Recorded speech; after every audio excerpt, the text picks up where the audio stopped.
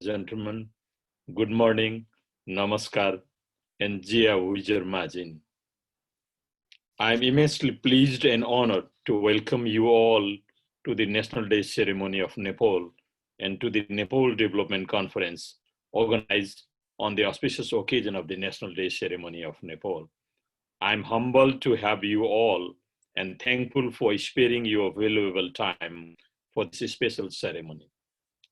I extend a very warm welcome to all the distinguished guests and participants and members of the Nepal-Ireland Society and Ireland-Nepal Chamber of Commerce present in this ceremony. Your presence means a lot to us and more importantly to Nepal-Ireland friendship. The Nepalese people are celebrating National Day of Nepal yesterday and today. On the auspicious occasion of the National Day of Nepal, I, on behalf of the Embassy of Nepal and the Nepalese people residing in Ireland, wish to pay heartfelt homage to known and unknown martyrs who sacrificed their precious lives for the cause of democracy, Republican state, and human rights in the country. I take this opportunity to extend warm greetings to all of you present here. राष्ट्रिय दिवसको शुभ र सुखद उपलक्ष्यमा Ireland संयुक्त अधिराज्य र माल्टावासी समस्त आदरणीय नेपाली दाजुभाइ तथा दिदीबहिनीहरूमा हार्दिक मङ्गलमय शुभकामना व्यक्त गर्न चाहन्छु। यस सङ्घीय लोकतान्त्रिक गणतन्त्र बहाली गर्न उत्सर्ग गर्नुहुने प्रात स्मरणीय शहीदहरूमा आयरल्यान्ड संयुक्त अधिराज्य र माल्टावासी समस्त नेपाली दाजुभाइ तथा दिदीबहिनीहरूका तर्फबाट हार्दिक श्रद्धाञ्जली अर्पण गर्दै यस पुनित दिवसले सङ्घीय लोकतान्त्रिक गणतन्त्रको उज्यालोमा राजनैतिक स्थायित्व, आर्थिक विकास र सामाजिक रूपान्तरण सहित समृद्ध नेपाल र सुखी नेपालीको महान लक्ष्य हासिल गर्ने अभियानमा सहभागी र सक्रिय हुन समस्त नेपालीहरूलाई प्रोत्साहित गर्नेछ भन्ने आशा एवं विश्वास व्यक्त गर्न चाहन्छु। I hope and believe that this pious occasion will inspire all the Nepalese people to attain the goal of peace, development, and prosperity in the country with political stability, economic development, and social justice in the light of Nepal's transformation into a federal democratic republic. On this auspicious occasion, Right Honorable President of Nepal, Mrs. Vidya Devi Bhandari, has extended her greetings to all Nepalese at home and abroad and urge all Nepalese people to make honest and earnest efforts to translate the letters and spirit of the Constitution into reality. Extending his cordial congratulations and best wishes to all the Nepalese brothers and sisters living in the country and abroad on the occasion of the Constitution Day, Right Honorable Prime Minister Mr. K.P. Sharma Oli has stated that we are now operating under a new state system created by the Constitution, which was written by the representatives elected by the people themselves. The Right Honorable Prime Minister has further stated that our economy will get back on the track soon after the risks of the pandemic recedes, adding that in the situation, all other indicators of economy remain the same. Economic growth will progress and take us its expected rate once tourism and other service sectors resume, and the country will advance towards the direction of realizing the resolve of prosperous Nepal. Happy Nepali.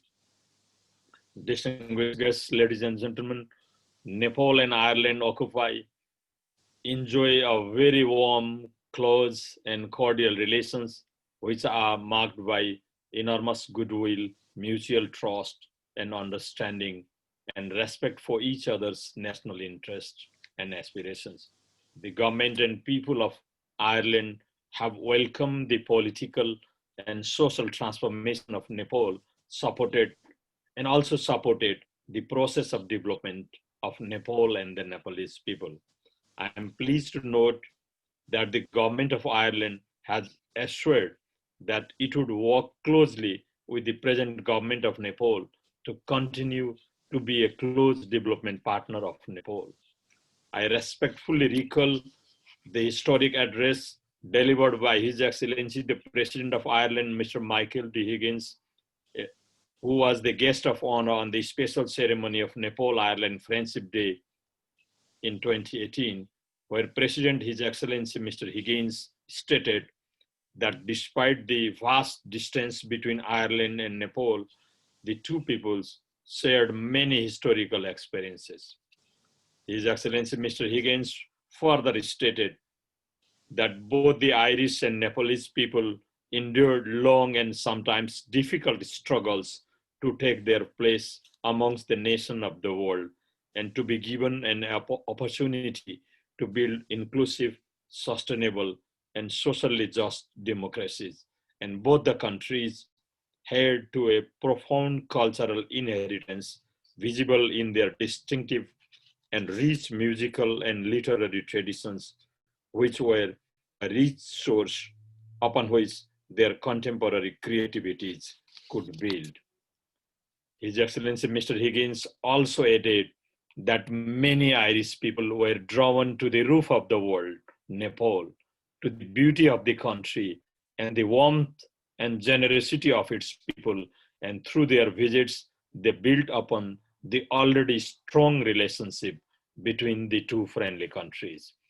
Distinguished guests, ladies and gentlemen, I'm delighted to state that the Nepalese diaspora in Ireland, which is more than 3,000, is becoming more active in consolidating our bilateral relations in general, and particularly for promoting the rich and diverse cultures, customs, and cuisine of Nepal in Ireland.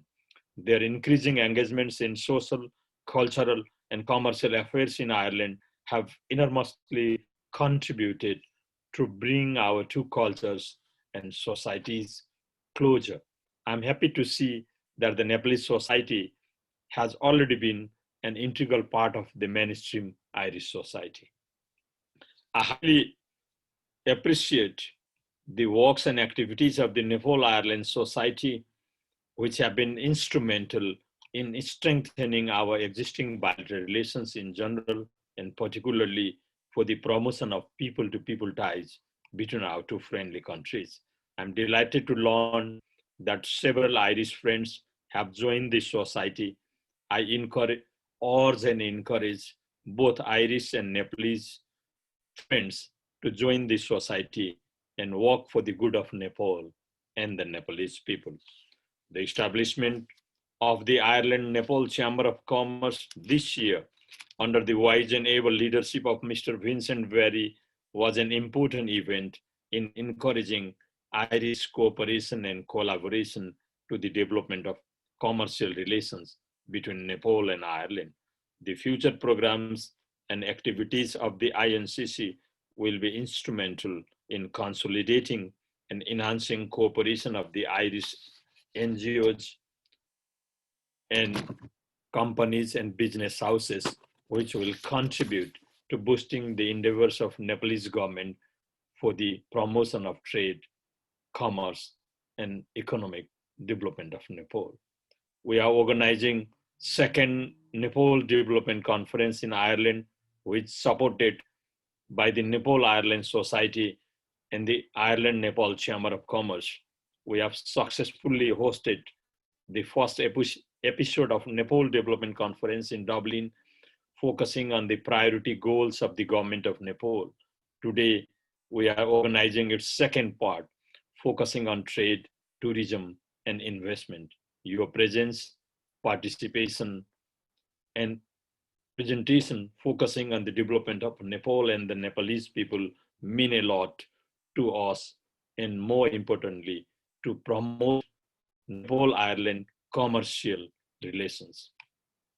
Distinguished guests, ladies and gentlemen, it is the right time to support and cooperate with the government and people of Nepal, as the present government has set the development of the country as its primary goal, with the national aspiration of prosperous Nepal, happy Nepali. At the same time, the government of Nepal is determined to maintain peace and stability in the country, ending the protracted political transition, and to implement liberal economic and trade policy regime. High-level investment and favorable trade are essential for attaining high economic growth rate. For this purpose, the government of Nepal welcomes external cooperation and investment promotion in terms of national interest and priorities, provided we cannot afford to mobilize resources from our domestic sources. The government of Nepal is committed to mobilize foreign capital to lay the foundation of a competitive and strong economy in the national priority sector projects, and also in the sectors where domestic mobilization of capital is inadequate, thus necessitating huge capital investment. Nepal has been pursuing a liberal foreign investment policy and been striving to create an investment-friendly environment to attract FDI into the country. Nepal has been consistently pursuing a liberal, not only a liberal economic policy, but also offers a host of incentives and consensus for both foreign and domestic investors. We welcome investment in economic sectors like export-oriented industries, manufacturing, trade, tourism, education, as well as in the hydropower sector. Foreign investment is encouraged not only those sectors, but also in health-related facilities, financial services, information technology, and biotechnology-related industries. Foreign investment is also encouraged in export-oriented industries, natural resources, excavation, and construction of toll roads and goods management terminal. The government of Nepal has regarded water resources sector as the main basis of economic prosperity of the country. It is estimated that the hydropower potentiality of Nepal's rivers based on average flow is 83,000 megawatt, which is one of the largest potential in the world. Nepal has been able to harness only a small percent of those potential resources so far. In the past few years, a number of small and micro hydroelectric projects have been increasing by supplementing the energy needs of mountain and hill regions of the country. Apart from the energy sector, the government of Nepal has prioritized other sectors also, namely agriculture and tourism and education as means for the economic development. The government of Nepal has already constituted a high-level investment board, which is headed by the Prime Minister himself.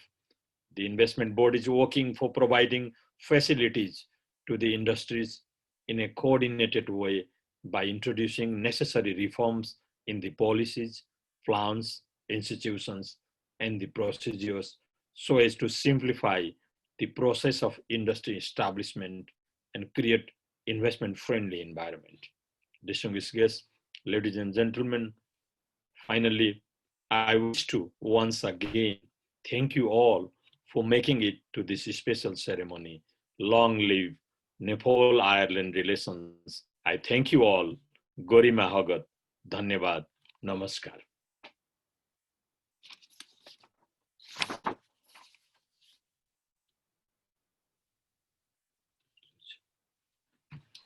Alison, you're on mute.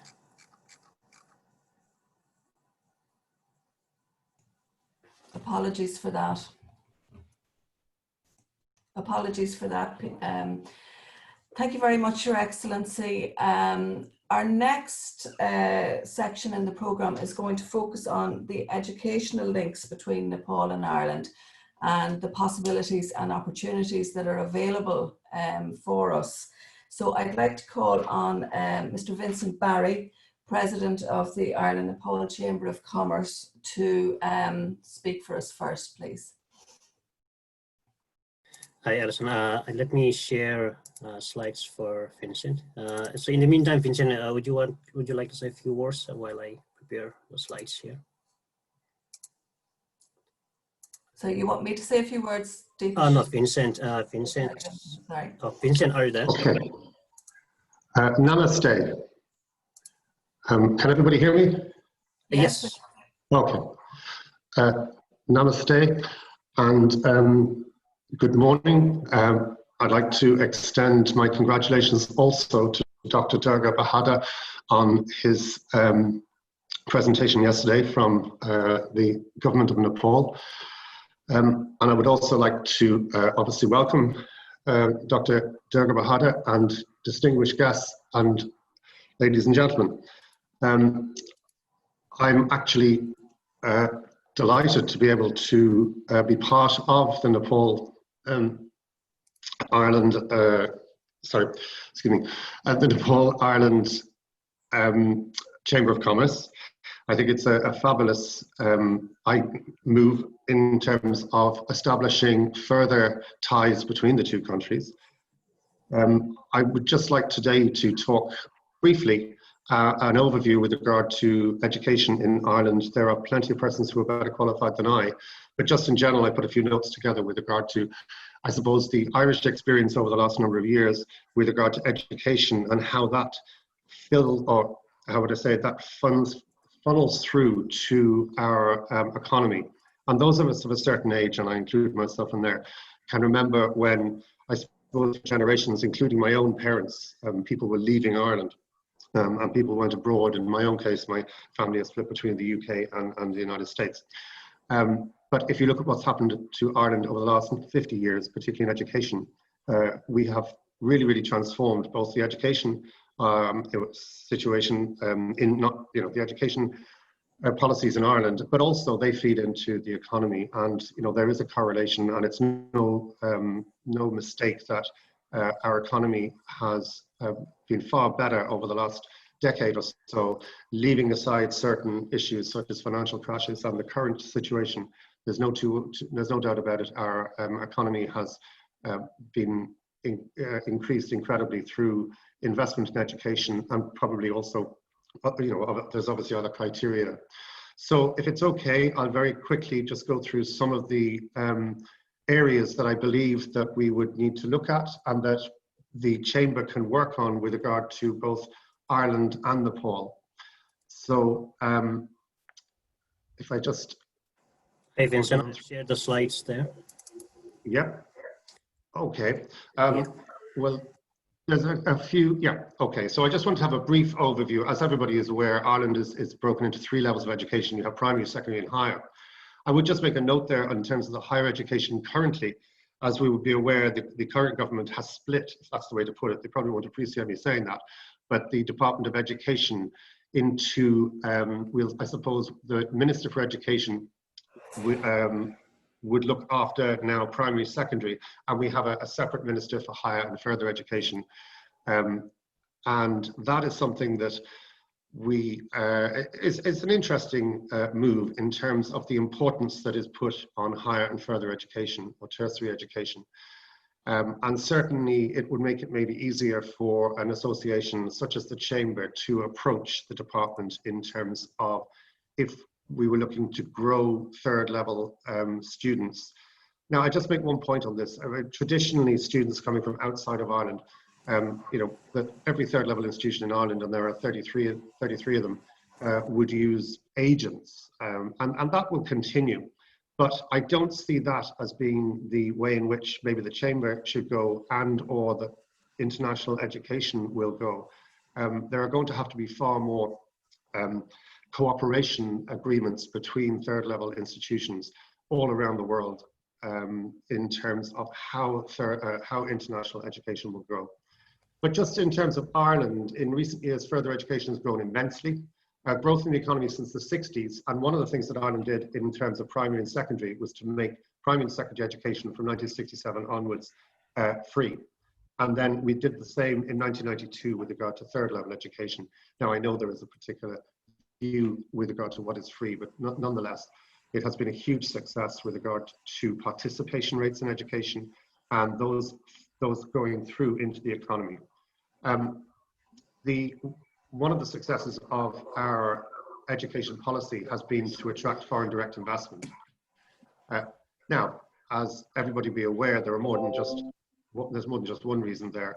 But you know, you do hear it often quoted from Education Ireland and from Enterprise Ireland that one of the reasons firms come to Ireland is because we have a young, well-educated workforce, and that's true. That's true. Okay, if I could just move on to the next slide there, if that's okay. Yeah, just to run through a couple of statistics, and I'm aware also when I'm using statistics that another Irishman, George Bernard Shaw, you could quote George Bernard Shaw here in terms of there are statistics and damn statistics and lies, and I think I probably got that wrong. Nonetheless, the OECD have a report from 2016 on figures from 2015, which ranked Ireland second among 25 to 64-year-olds in terms of participation at third level. And we were second to Britain, the UK on that. And if you wanted to apply statistics, you could argue that Britain's, the way in which the British population in terms of demographics is skewed, that would have probably put us in first place in terms of participation at third level. Also, between 25 and 34-year-olds, we were second only to Lithuania. So we do have, and again, I am using statistics and they can be viewed in slightly different ways, but we do have an extremely high level of participation in third level. And I don't think there's any argument that that has increased or helped, particularly Ireland, with regard to our economy. And without giving a history lesson, but as everybody knows, and as Dr. Durga BAHADUR referred to earlier, the similarities between Ireland and Nepal. In Ireland's case, you know, we have been in the shadow, we'll say, of our neighbours for many years, and our neighbours had, you know, they had oil, they had gas, etc. They were part of the Industrial Revolution. The Industrial Revolution passed over Ireland because partly we didn't have any natural resources. We're now in a different stage in the sense that in the digital world, in the technology world, we are very, very much part of that. And the reason that firms do come to Ireland and outside of our taxation system is that we are part of Europe. We have a young, educated population, and we will require more in future. But we are a good example of a country that has gone from a relatively low level of infrastructure, a relatively low level of participation in third level education, and have turned that around completely. And it is a good example for other countries, and perhaps without sounding too patronizing, we could view that success of Ireland and maybe apply some of our own experiences to Nepal. If I could just move on there to the next slide. As I said earlier, I just wanted to sort of make a few suggestions as to how, in an educational sense, Ireland, not any individual institutions or anything like that, but how Ireland might go about, we'll say, strengthening ties with Nepal in the area of education. As I say, traditionally, and it's not something I'm a fan of, traditionally institutions from all around the world would use agents in various different countries, and Nepal would be no different. And that's the way it's been traditionally gone. That will continue, but it would be my view, and it's not just my view, it would be the view of other bodies far more experienced than I, to say that, you know, the future of international education, particularly with technology, is one of, we'll say, cooperation along with a blended type delivery. Now, I know there are other issues with regard to you know, visas and that area, but leaving that aside, where we would need to go, in my opinion, and where the chamber can come in is, for example, Irish institutions partnering with Nepali institutions to deliver programs at third level in Nepal. We would need to you know, I think it would be something that should be looked at in terms of encouraging Irish institutions. One of the issues that's come through maybe in the last 6 months with regard to the current situation in Corona is that possibly, and this is a view, Irish institutions have not, we'll say, developed other countries more than, we'll say, the traditional sort of countries where they're taking students from, whether that be India and China, just using those two. And maybe the coronavirus situation has come back to haunt them in the sense that a lot of state institutions have just been, in my opinion, a little bit lazy in terms of how they've gone looking for their international students. And if you develop partnerships with other countries, and if you were able to deliver your programs in full in another country, that would be a start. Now, the next stage is obviously the one that plenty of Irish institutions have done, but as I say, they've tended to do it with either India or China, and that is to have deliver part of their program in the host country. And that would be something that we should look at with regard to Nepal, and that is to deliver maybe 2 or 3 years of a program and then have the students maybe move to Ireland for the second or last year of their program. I have been fortunate over the last 25 years to have been involved in programs of this type in terms of in China, in India, in Cameroon, Thailand, and actually I forgot one as well, Moscow was another one. And they can be very successful, and they can then, moving down to the next point, they can be of huge use for everybody in terms of the idea of staff, academic staff going from, say, Ireland to Nepal and vice versa. I did this with Thailand 2 or 3 years ago, and it was of great benefit. My colleague, Professor Turley, who is unfortunately not able to be with us today, Professor Turley has been involved both with the Thailand and the Cameroonian implementation of educational programs. And obviously the swapping of staff. One of the things that we came across in the sense that one of the programs we delivered in, or we were trying to deliver in Cameroon, was the complete different style of delivery of education in Cameroon as distinct from Ireland.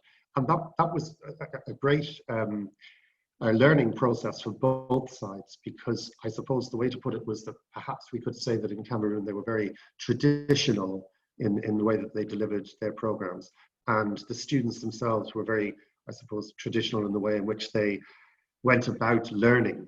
So there was a lot to learn there, but it would be, I suppose, to say this in overall terms, I'm not a fan of the previous or the sort of the agency style, taking students from a country and bringing them to Ireland, paying an agent. Whilst there's nothing particularly wrong with it, I think the future lies in developing the links between whatever your third level institution is. I know there would be issues, obviously, with regard to the monitoring and quality assurance, but a lot of these things can be overcome. So if I could just move on there to the next part. Yes, basically I hope these are some Nepalese students who graduated in Ireland. And just to make a point with regard to Nepalese students in particular, I've been fortunate to be working with Nepalese students for a long time now. I have a good number of graduates. A lot of my, the area we're in is accounting and finance. A lot of my graduates are now working for accounting and finance firms here in Ireland. One of the questions that was asked was, what areas do Nepalese students currently go into? And it's quite disparate, but the main ones seem to be business, accounting, IT, and I suppose there's nothing unusual in that. But just going back to my point with regard to Ireland and education and the economy, we live in a digital economy, and outside of the taxation advantages, which are not to be underestimated, there is a reason why Ireland has Facebook, it has Twitter, it has Amazon, it has Microsoft, it has Apple, it has LinkedIn. All of these companies, TikTok coming in from China apparently soon. There is a reason for it, and it's not just taxation, and it's not just being members of Europe.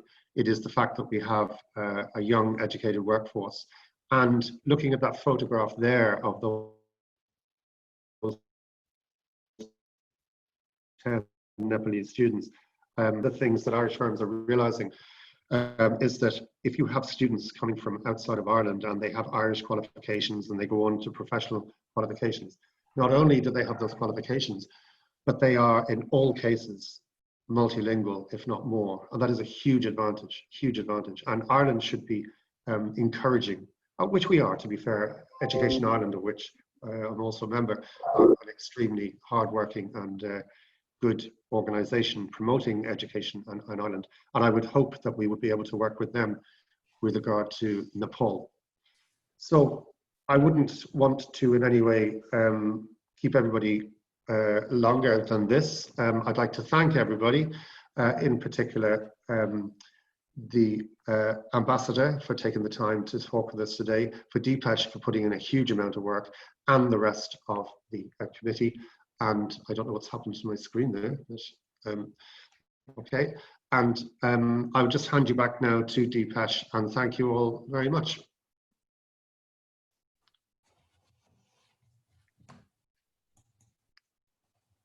Okay, thanks very much, Vincent, for that.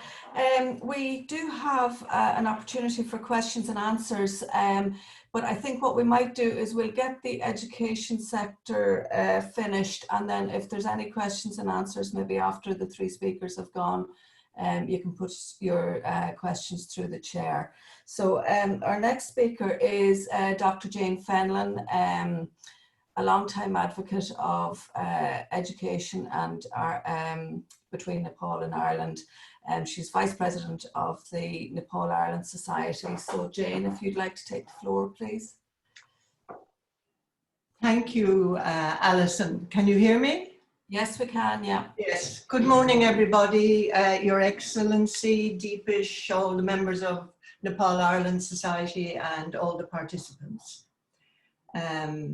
Because of time constraints, I'll make just a few points. INET is, I have Jen. Slides. Deepesh, have you got the slides? Yes, give me 1 second. Let me share right now.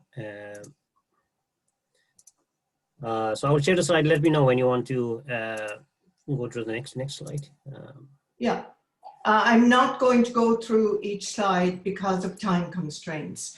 You'll be here, all the information, well, a lot of information about INET is actually on those slides, and I'm sure it's available afterwards, is it? Yeah, this is recorded, so everybody will be able to see Facebook. So that's fine. I am not going to go through slide by slide because other people won't get an opportunity. Next slide, please, Deepesh. Just to say that INET is an entirely voluntary organisation. We are small and our aims have always been quite modest. Now, as I've said, information about INET and other information is contained in my slides. So broadly, I am just going to focus on education stroke enterprise.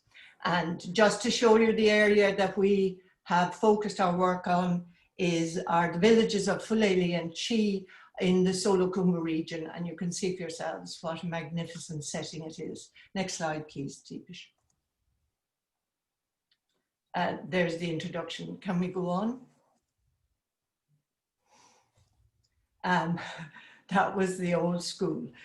Primarily when we set up, it was to build a kindergarten. And as you can see, this is a very fine building made from local stone. The local people, they put in hundreds of hours of voluntary work. They gave land. It was at the request of the local people that we actually built this school, and it was a kindergarten because the man we were dealing with, DHAN BAHADUR Rai, had visited Germany, had seen how kindergartens worked there, and had come back and asked us to, to fundraise and supply the funds for the building of this quite beautiful building. So can we have the next slide, please? Yeah, I've just said that, so keep going. And just to show you, sorry, go back, let me go back one slide. DHAN BAHADUR Rai, this is him here with the teachers and the pupils. And you can see they're all quite young children who would not be old enough to go to the primary school. And it solved all sorts of problems, because otherwise they would have had to sit on their elder brothers or sisters' knees in school, or their parents couldn't work on their farms. So this was why a kindergarten was required. Keep going. This is about the management skills of our director in Nepal, DHAN BAHADUR. And it was absolutely essential to have somebody like him to carry out the projects. Please, just happy pupils in the school. And again, showing you where the schools are. We actually helped construct junior secondary school and schools in at least 8 villages. But as I say, you can read about it on my presentation later. Keep going. Now, what obviously comes up is when you're in an area, you can see some of the problems, and deforestation has been a major problem in Nepal. And of course, with earthquakes, you get landslides because the trees aren't there to, hold the land in place. And we funded a very small gesture. We funded part-funded a master's dissertation with Tribhuvan University, and with the encouragement of one of our directors, Dr. Paul, who is a botanist, and he encouraged this dissertation to be written. And as I say, we funded it into the Quercus scarpifolia, which is the Himalayan oak, a magnificent tree that really needs to be preserved. And you can see here, it tells you Dr. Paul Egan, and you can see for yourselves the serious effects of deforestation. We all know that. But again, we're trying to use education. We don't have the funds or the resources or anything like that to do physical things. However, we can pay for projects and research to be carried out to see how this can be managed. Next slide. And in the future, we see funding for environmental and eco-friendly projects such as tree planting, beekeeping, fruit growing, and eco-cultural tourism as a priority. And employment opportunities are essential to staunch the population flow from the area. Now, the people want to stay in the area. They don't necessarily, they'll go down to Kathmandu to perhaps finish their education, but they want to stay in their local areas. And this is really a good thing. You don't want everybody from the hills flooding into Kathmandu, which is already overcrowded. Now, I'll just go on to education and enterprise. I think encouragement is needed by the government to support these projects. They may be small projects, but with support they can grow. And the thing is that there seems to be more layers of bureaucracy coming along. For instance, this is a license that had to be applied for quite a while to get to run the beekeeping project. And to refer to our own president's speech, Michael D. Higgins, which His Excellency referred to, about the shared experience of Ireland and Nepal. Well, I was brought up in North Kerry, and I can remember the donkey carts bringing 1 churn of milk to the creameries. Now, those small farmers on their donkey carts, they actually set up the Kerry Group.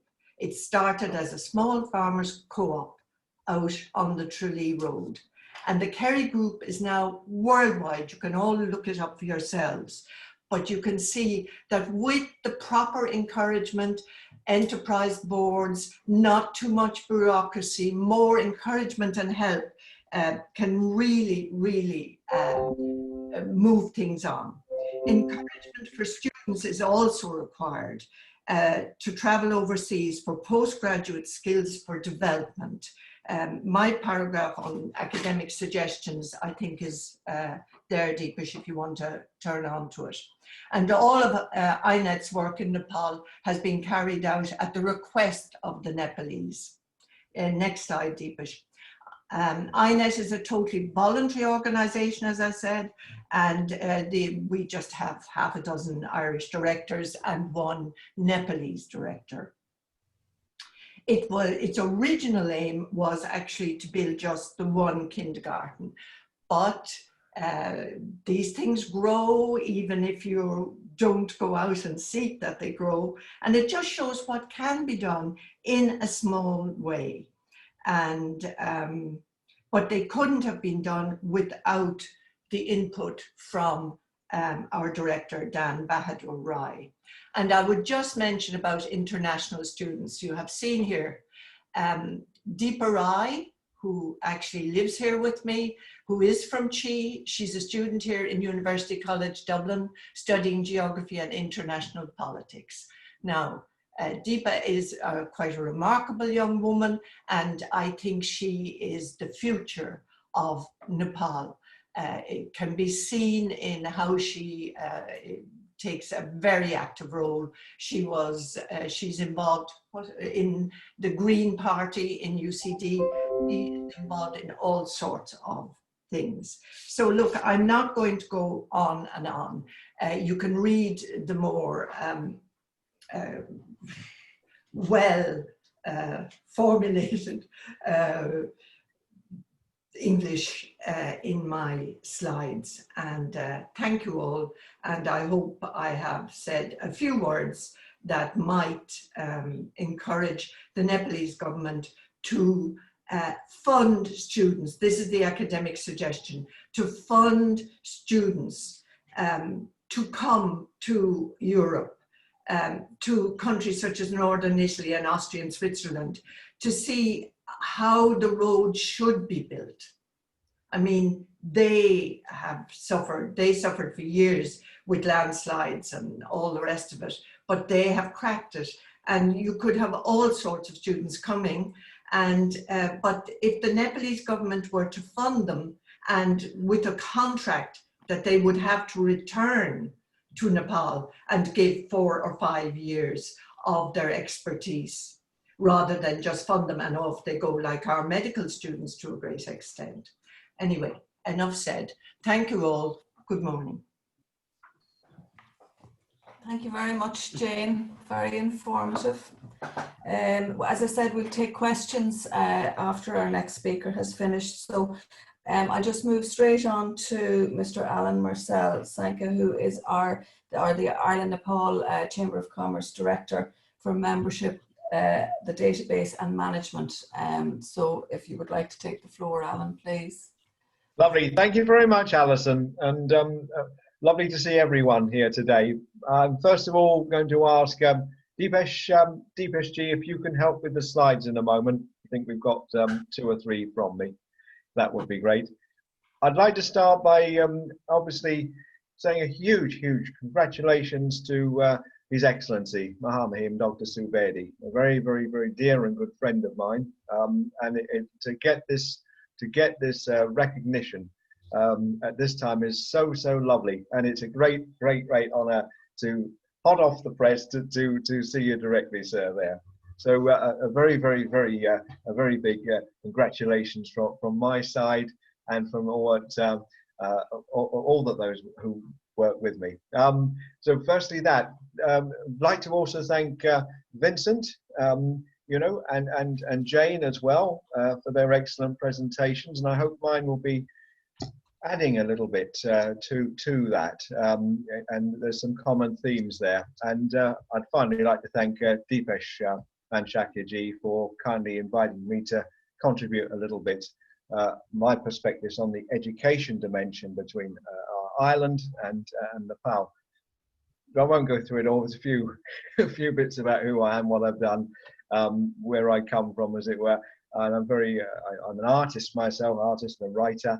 And I'm a great friend of Nepal, and I believe that we can actually achieve a lot more through our Ireland-Nepal relationship, as is being proven today, and through the work of the INCC, the Nepal Ireland Society, than many would believe possible. It's very exciting. So it's just a bit about me on there, and thank you again for the introduction there as well, Alison. So I tend to not on slides, but to talk over information.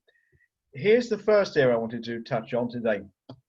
So opportunities for Ireland-Nepal education sector bilateral benefiting through the INCC, the COVID-19 experience, and of course the awful, the Brexit situation. Very, very, very important. I've got a lot of experience from the UK side of best practice, worst practice in terms of how universities here have managed COVID-19 impacts on international students. And it's been a great honour to initiate and work with our friends in the NRNA UK on helping those Nepali students here who have been having bad experiences. For example, we do a lot of work as well with a partnering organisation, One Community Hampshire and Dorset, supports particularly Indian students as well. So as we know, the global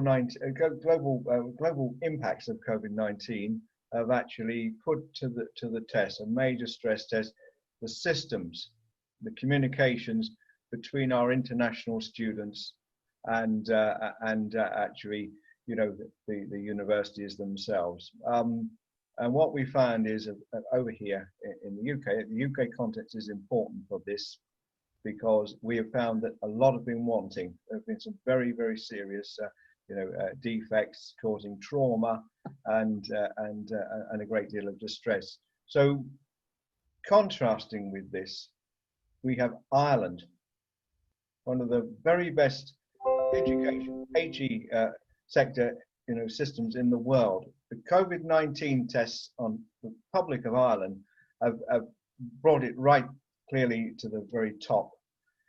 Now, as an INCC perspective, it's important that we can actually capitalize on that now.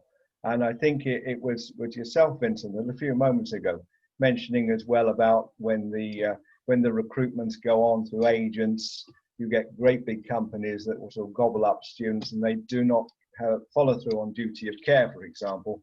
It's quite impersonal. It's just there's nothing vocational about it. It's just about some money, and that is it.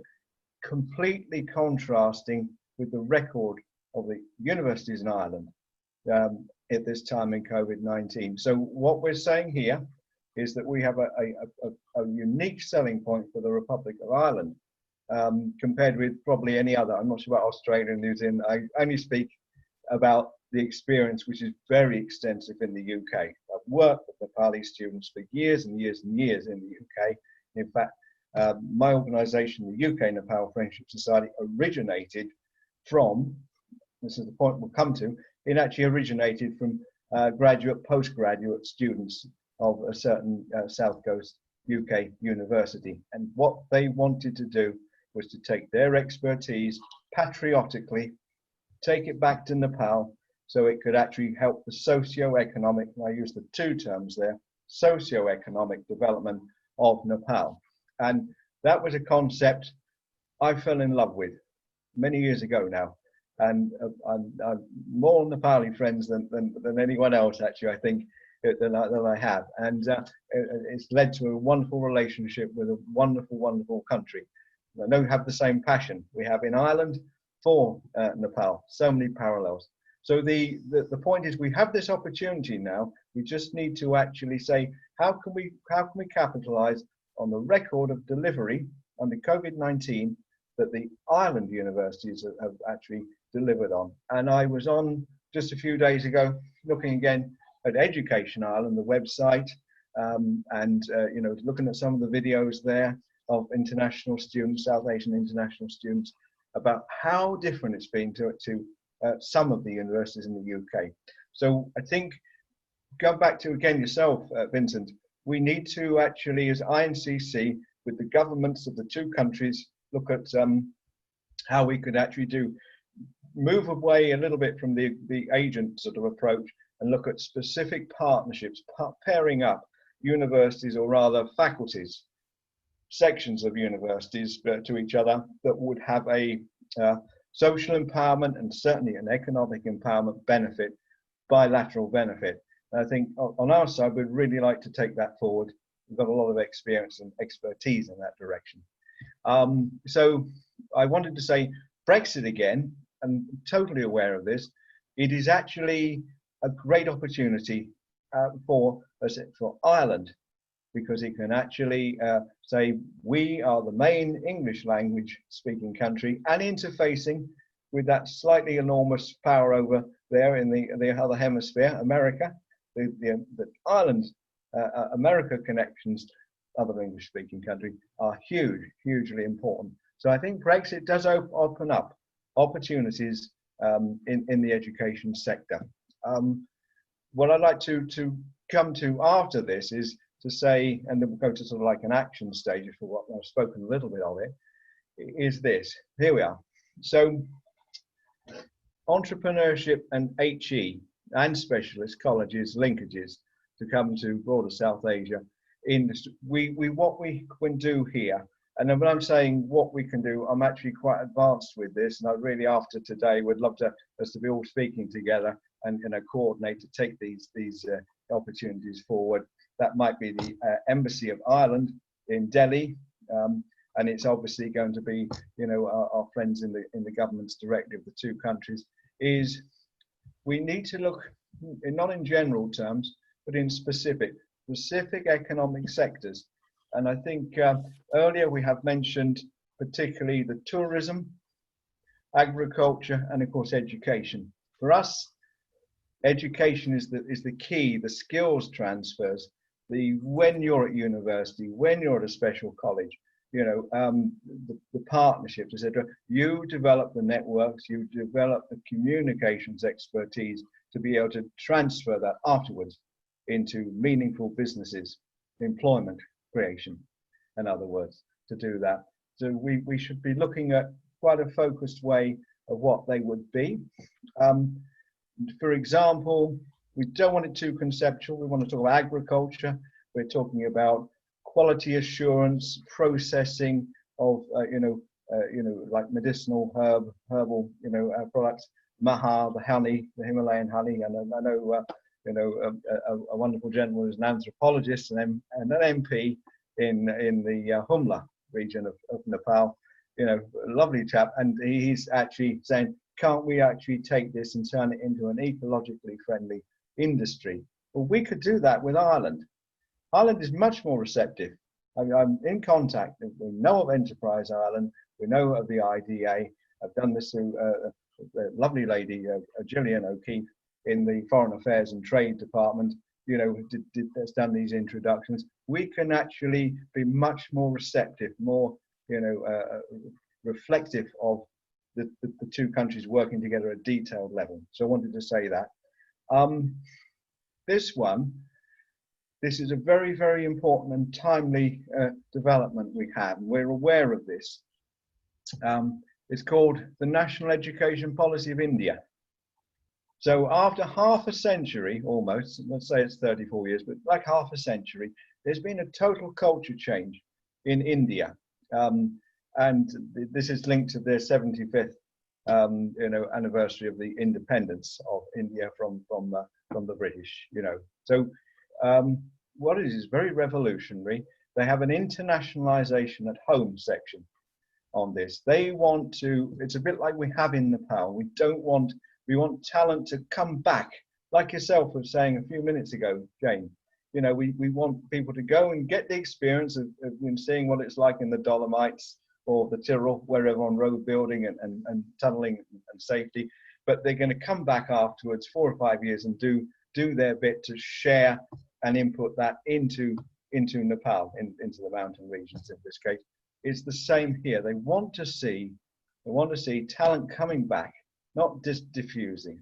And there's so much talent in Nepal. So what we believe is, and we're quite advanced on this, is we could take the India National Education Policy internationalization at home as a model for what we work concretely between Irish HEIs and higher education institutes, you know, and the same, you know, so in the two countries, pairing up with very specific exchanges on research, innovation, business from academia into business in these ways, and we've got a lot that we can bring to that.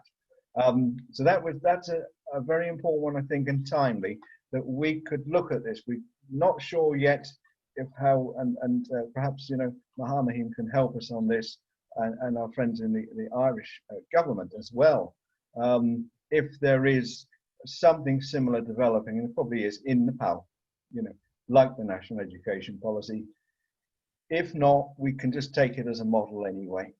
And I can tell you, I'm aware, for example, to particularize on agriculture, the very things that we've been interested at our side on in detail, like from the microeconomic development angle of, you know, farmers in remote Mahakali, for example, in the far west, you know, where there's very, very rich resources in herbal medicinal plants for export, if they can be processed ecologically safe and good ways, and brought to international standards, which is where Ireland's agriculture institutes, and I think there's 5 or 6 main ones, and there's a number of colleges that have them there, where they could involve on that. They could take the lead, because it's not happening in other directions.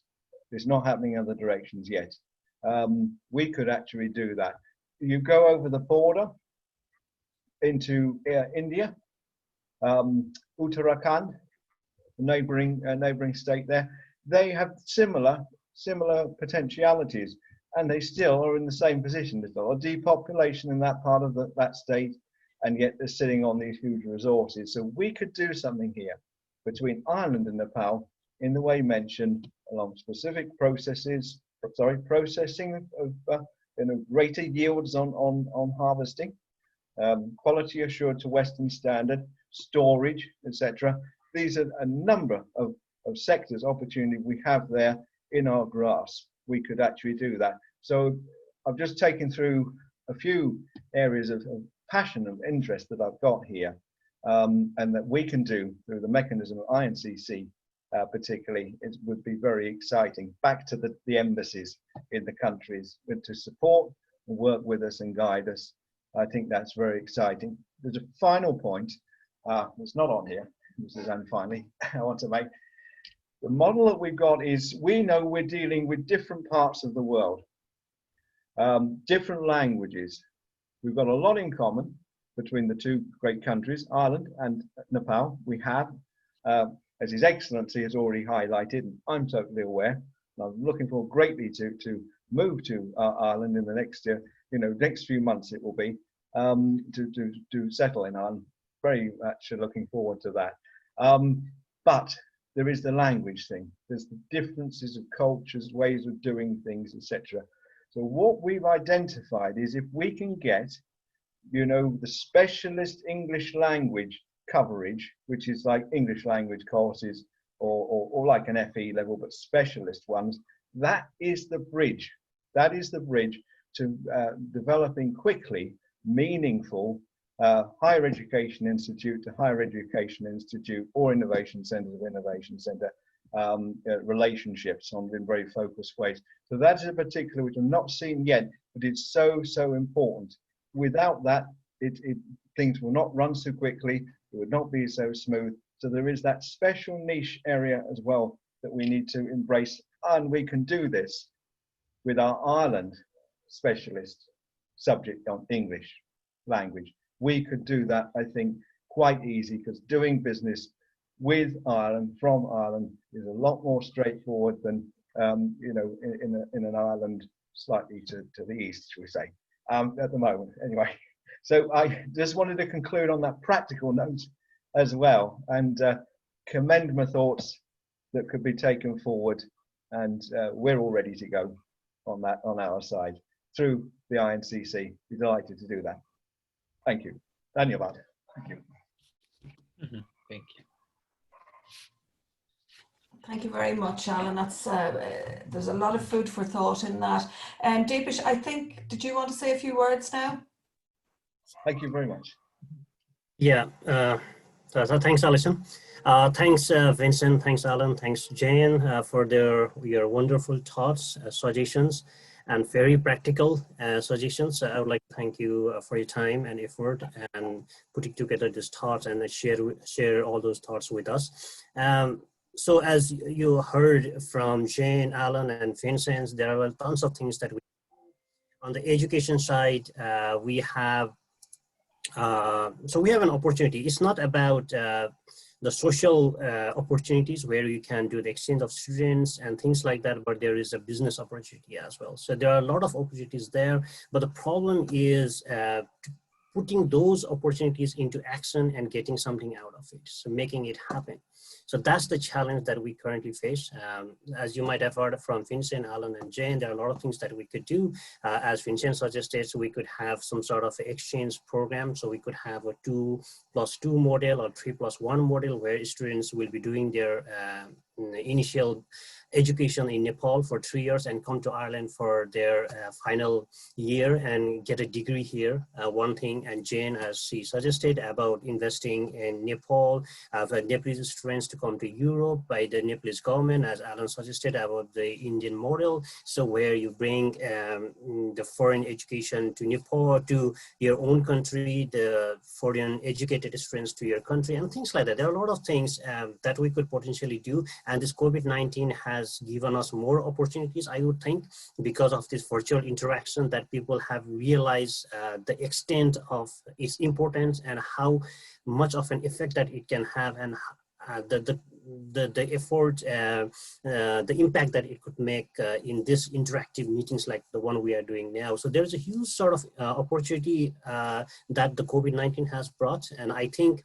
Nepalese education, especially in dealing with the foreign countries like Ireland, there is an opportunity there where we can establish a link through a remote connection.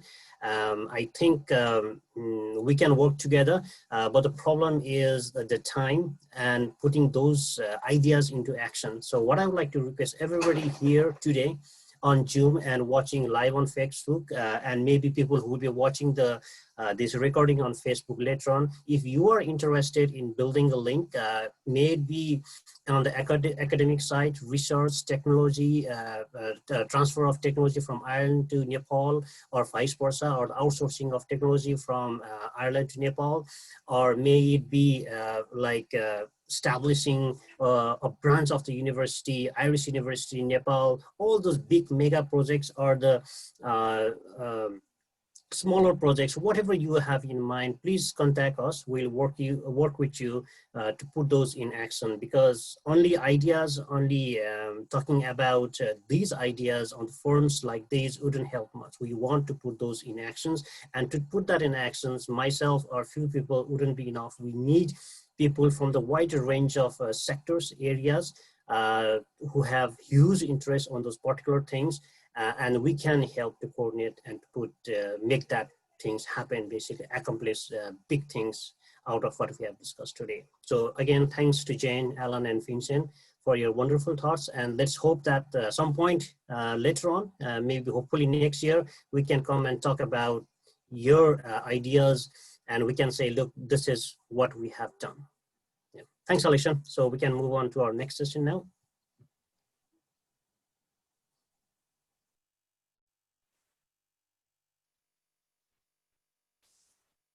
Sorry, I'm muted there. Sorry, I was muted there. Thanks, Deepish. Just before we finish up, does anybody have any questions that they'd like to put through the chair on the topic of education? So if you have any questions, you can put it on chat message there. We can address it at the end of the event, end of this program, or you can just raise your hand and we'll try to get your questions related to respective speakers there. Okay, thanks, Deepish. I don't see any hands raised at the moment. Alison, given the time, let's move on to the next session. Yeah, okay, no problem. Just before we move on, I'm going to, with Jane's permission, I'm going to steal a line which is a mantra that INET like to use, and I think it just finishes up nicely the education section. It's a quote from a W.B. Yeats poem, a very famous Irish poet, for the Nepalese who may not have heard of him, also from my own home county, Sligo. So it's food for thought on what we've just heard from everybody. It's education is not the filling of a pail, but the lighting of a fire. So I think it's quite appropriate for what we've just heard from everybody there. So moving on quickly, our next section on the programme is trade and investment opportunities between Nepal and Ireland. And I'd just like to call on our first speaker, Gangaram Kandel, who is an executive committee member with the Ireland-Nepal Chamber of Commerce. So Gangaram. Yeah, hey, Alison, just wanted to say a few words here. So I would like to, so we have 6 more speakers today. So I would like to request all the incoming speakers to limit the speech to 5 to 7 minutes, if that's okay. So we can try to finish before 12:30. Thank you. Okay, Gangaram. Okay, thank you, Alison. The chair of this National Day of Nepal and Nepal Development Conference, His Excellency Dr. BAHADUR Subedi, President of Nepal Ireland Society, President of Ireland-Nepal Chamber of Commerce, distinguished guests, and all the representatives from Nepal Ireland Society, Ireland-Nepal Chamber of Commerce, and all the participants. I would like to greet from Nepal. Good afternoon from Nepal and good morning in Ireland. Namaste.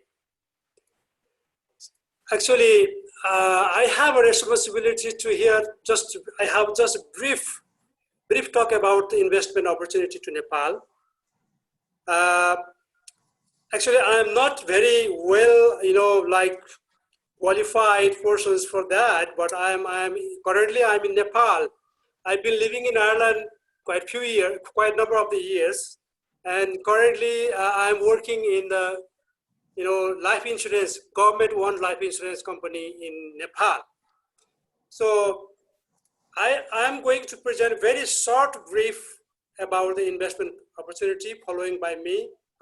My friend Alan will follow me after, I'm going to present about FDI policy and the opportunity. And slide, please. As per debate requested, we have a very, time limitations. I'm trying to, make it very short.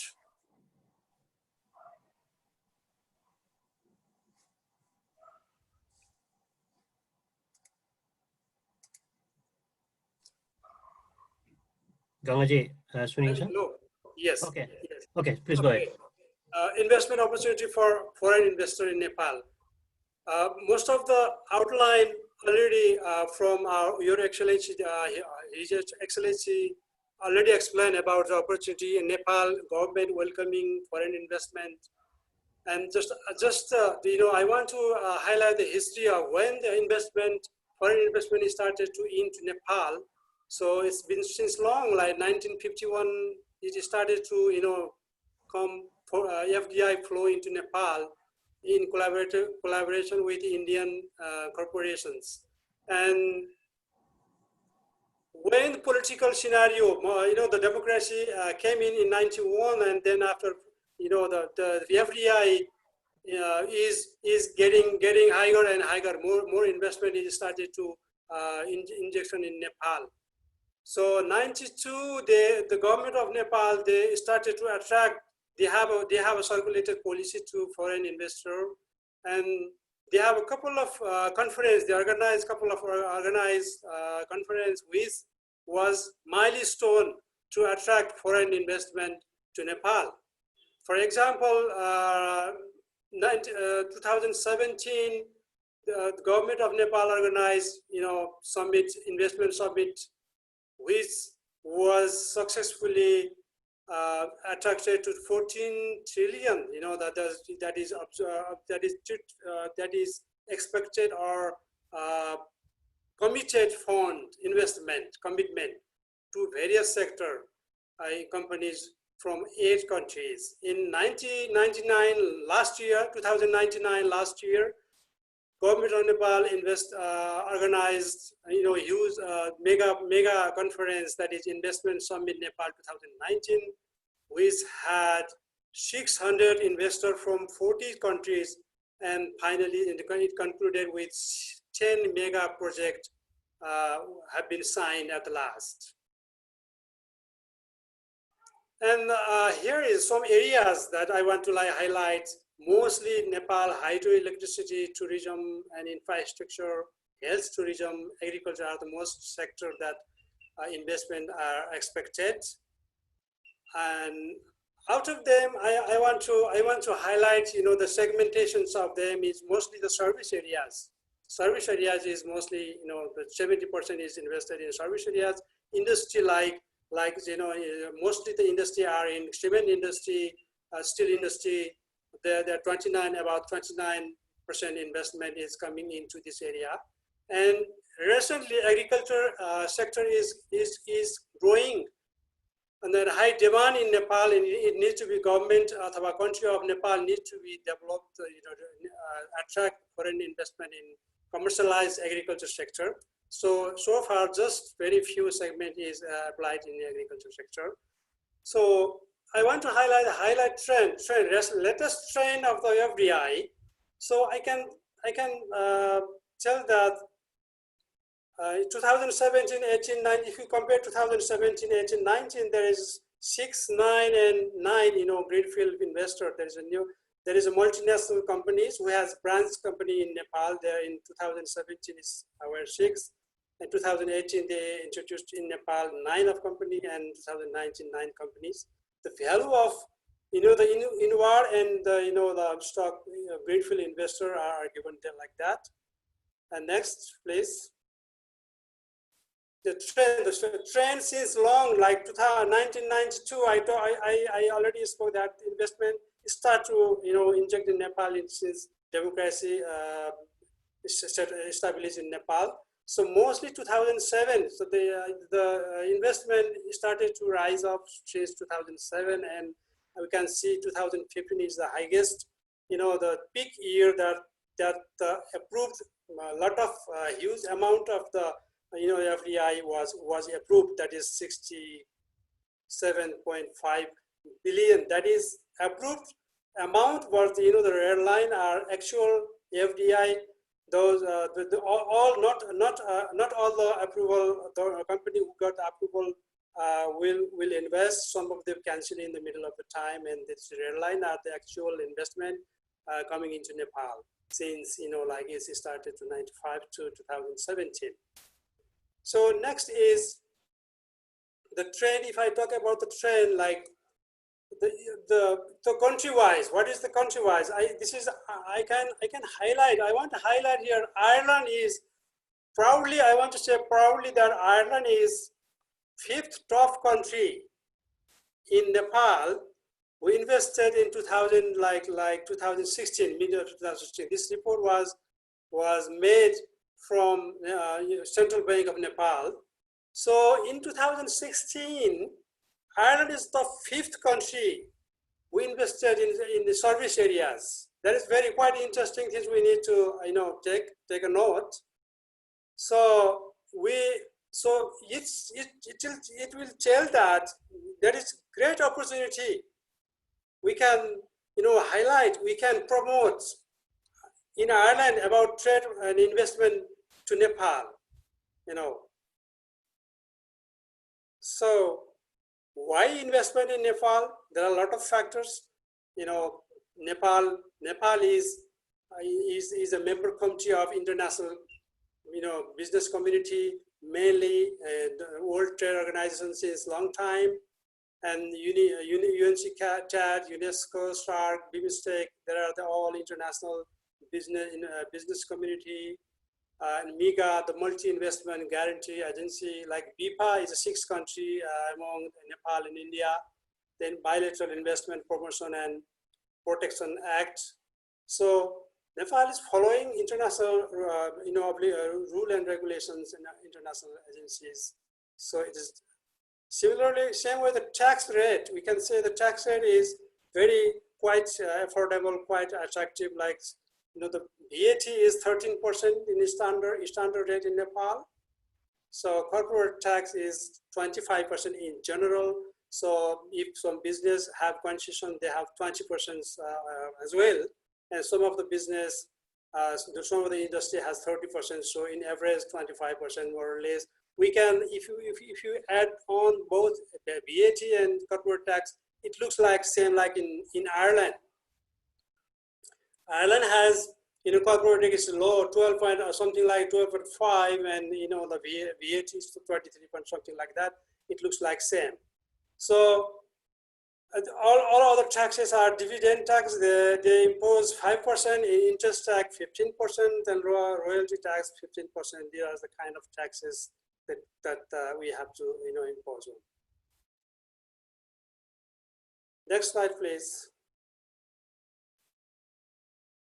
Similarly, Nepal, the population of Nepal includes young generations, mostly young age class is portion of the young age class is high, and they are mostly educated, and in the English medium, the education is English medium, and they are competent in English medium.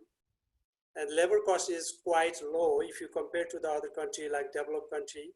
And Nepal accepting, you know, double tax allowance. So far, there are 11 countries who are included in the DTA allowance.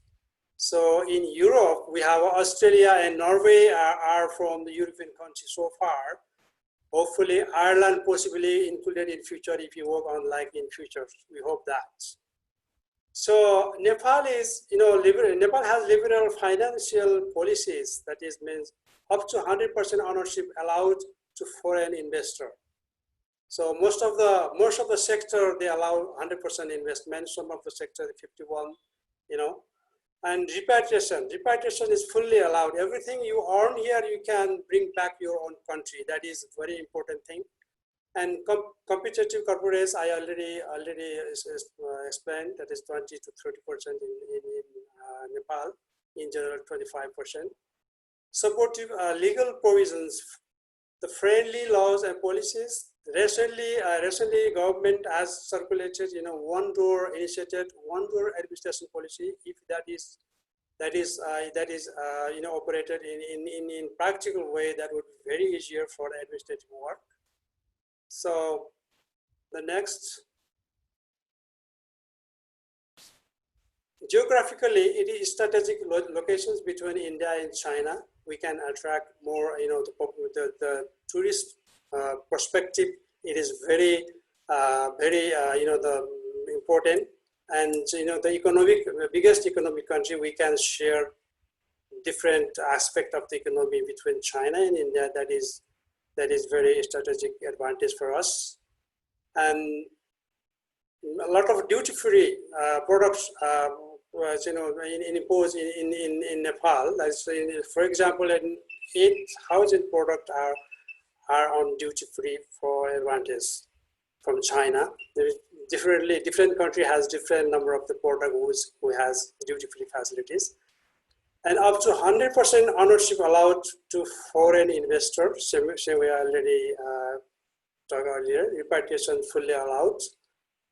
Other advantages, you know, the visa. Most of the businessmen can come directly to the Nepal for the purpose of research at the beginning on tourist visa or arrival at the airport, and they can research. They can study. And then after that, the visa, there are many kind of visa can be provided. Residential visa, business visa, you know, worker and investor, both of them.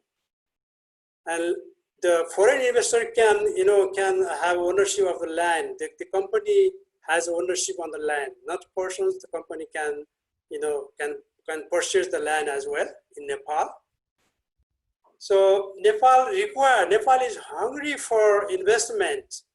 It is highly demand in the investment. As Nepal is formulated to reach SDG by 2030. So it requires a lot of investment. That's the another thing that's the big opportunity in Nepal. Yes, and why in Nepal? I want to highlight the one thing is here, the shareholder powers. So anybody who can, we can invest here, they have a great powers. This is the index from UNCTAD, the sources. 9 out of 10, the shareholder power in Nepal.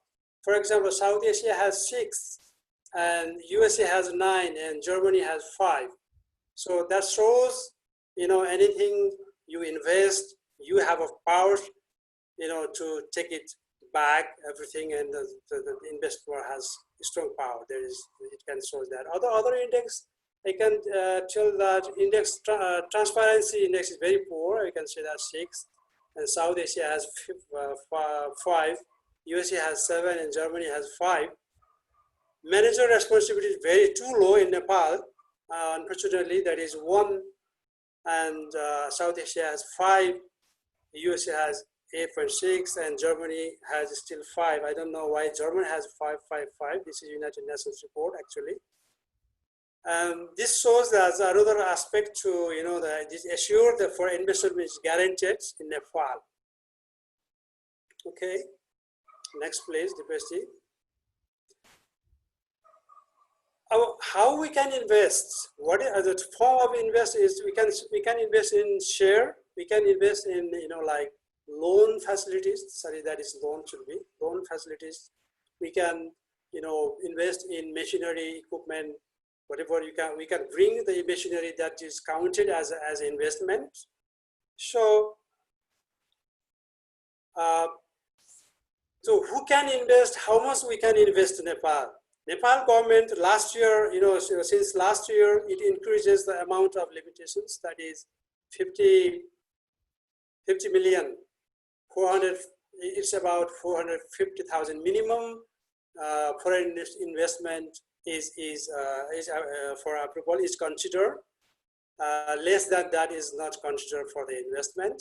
That is about 50 million. Yes, 450, half million, or about $500 million US. Dollar. And yeah, I'm following other some example of the industry are permission for FDI. The airlines industry for 49 to 95% can be can get approval. Hospital and other medical services 100% they can invest. Telecommunication 100%, pharmaceutical 100%, and medical. Okay, most of the sectors. 100% investment can be applied to Nepal.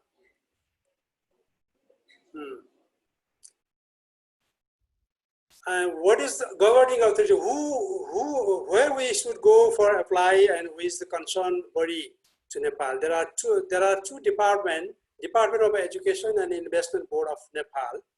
Mostly two authorities are there, and if you invest up to 6 billion, less than 6 billions, we need to go through like, Department of Industry. And the investment is more than 6 billion rupees. We need to get approval first from Investment Board of Nepal and then go back to the Department of Industry to get procedure. So, and the approval is required from the IVN Investment Board of Nepal first. And the procedure is, it takes about 3 to 5 months. All process includes 3 to 5 months as of today. They take. Yeah. And Rashtra Bank is for, the approval for the money transfer is Rashtra Bank Central Bank is authorized organizations. And mostly these are the things, and out of them, if we have an investment in different sector, like in banking, if you are going to invest in banking sectors, you need to get approval from Nepal Rashtra Bank. If you're going to invest in insurance sector, you need to get approval from like Insurance Board of Nepal as well, and the rest of the process are same.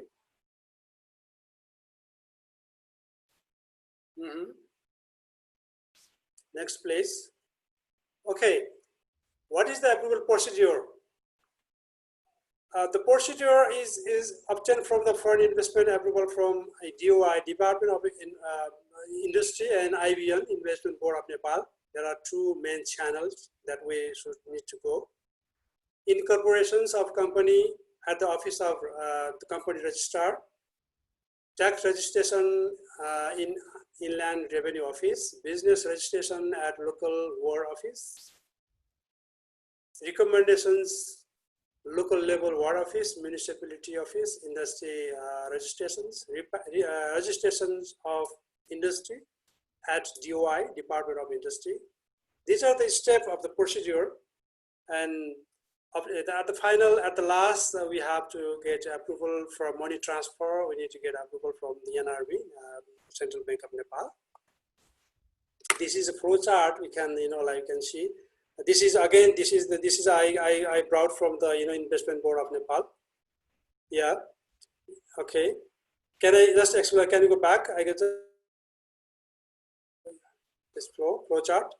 So starting point is there, and the fixed capital is more than 6 billion. Need to go through application. Needs to go through the investment board, and it is less. If it's less than 6 billion rupees, it needs to go through Department of the Industry, and ultimately it comes from Department of Industry. It comes in the same issuance of the FDI approval letters from IBN, and then this is the step. The custom company registration, industry registrations, and the brand registration. These are the things that we need to, the stepwise. We can. This is a clear step forward picture. We can see that. Okay. What is the processing time of completing approval process? From day one, it takes about 3 to 5 months so far at the moment. This, as they said, it is from up to then 3 months. Earliest is 3 months. Any other authority needed? I already said that insurance business need from insurance board as well, and banking and financial institutions you need to get approval from Nepal Rashtra Bank as well, and electricity project. If you invest in electricity project like hydropower, and you need to go through to get permission from Department of Electricity as well. So similarly, tourism related business, I need to get permission from tourism department as well.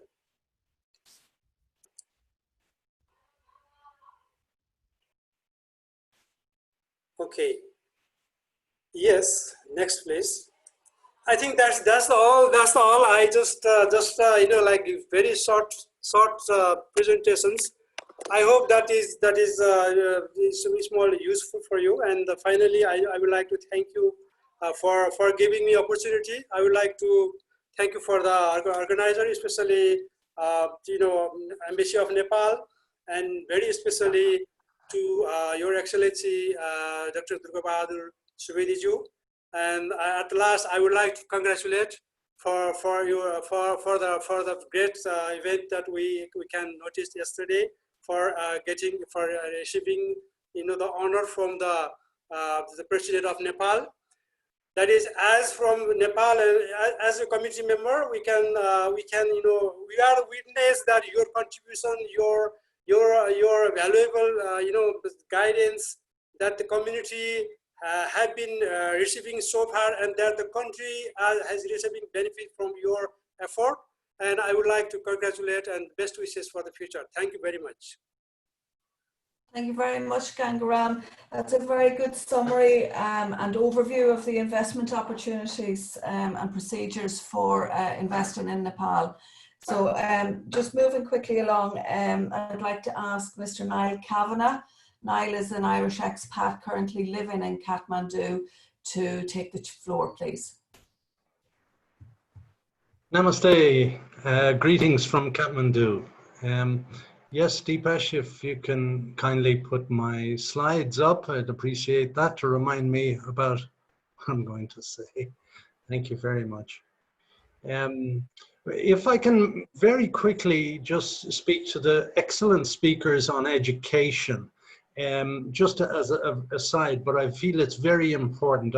I viewed the presentations excellent, needless to say, but I would like you to consider, if I may, that the people that the cream generally rises to the top, and they are generally very driven people and have a family that are very driven to see that they get the best education and have the resources to go and get that education or are grant funded.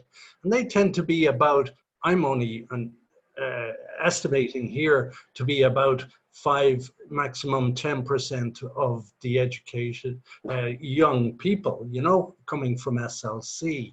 But what I would really encourage Nepal, and namaste to His Excellency the Ambassador, please excuse me. What I would actively encourage is apprenticeships for Nepal, and let the Nepali construct, you know, like our system in Ireland for formalized apprenticeships, 4-year terms, and where they go off to work for periods of time while they're serving their apprenticeship and get block release for education in these places, and get Nepali teaching the young men who aren't, and women aren't quite as academic and can go to the beautiful colleges of the world for education, and to raise their boats in terms of education for them. And I would actively encourage an apprenticeship system as soon as possible. 1,100 people leave here without COVID every day to go and work abroad. Majority of them are non and poorly educated jobs, requirements, education requirement jobs. Those jobs are going to go away very soon because of AI and the COVID forcing companies to adapt. So we're in an emergency situation to start educating those people in apprenticeships. I'll just leave it at that from the terms of the education background. Okay.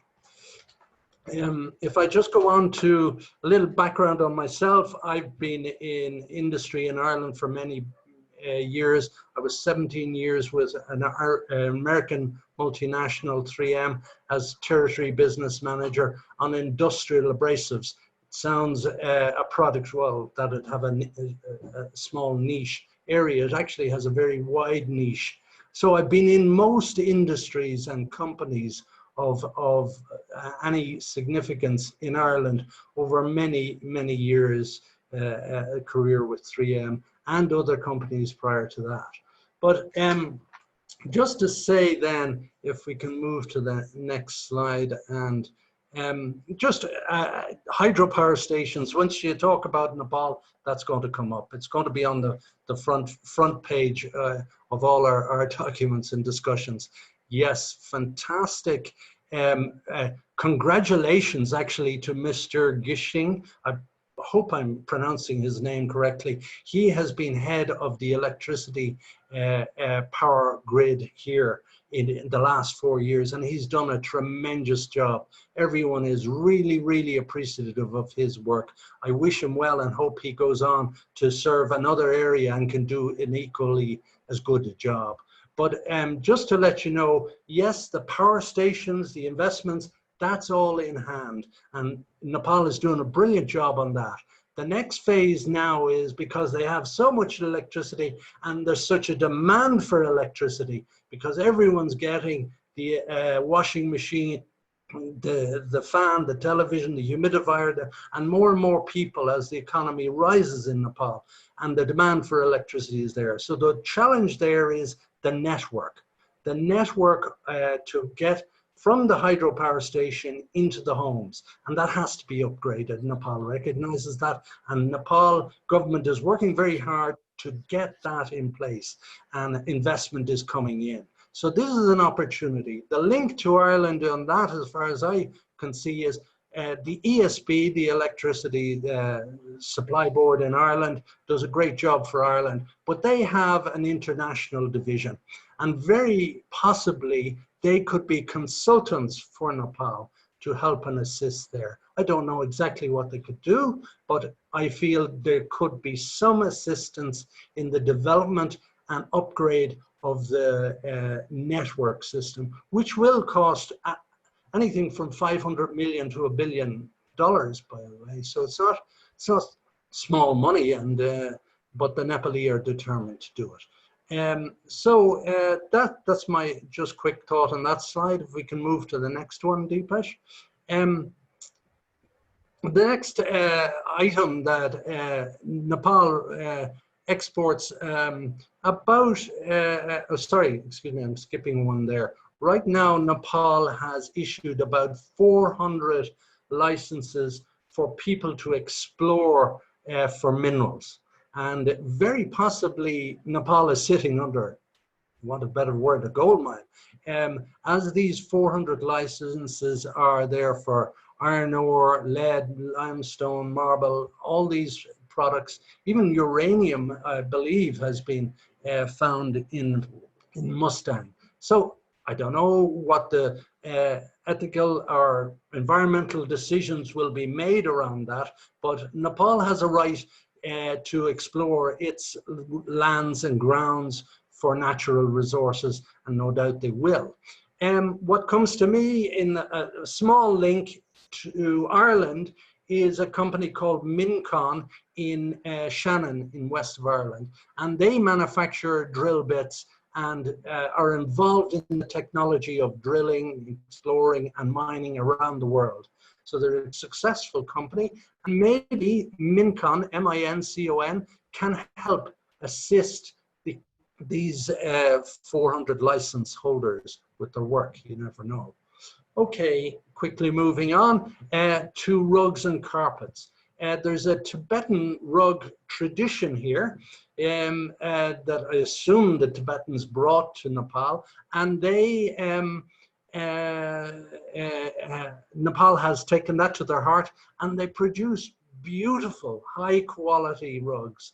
If you are familiar with Bodha, it's in the stupa, it's in the background here with me. Just at the entrance there is the Tibet International Hotel, and they actually, a family run that hotel, and another one I believe in Pokhara.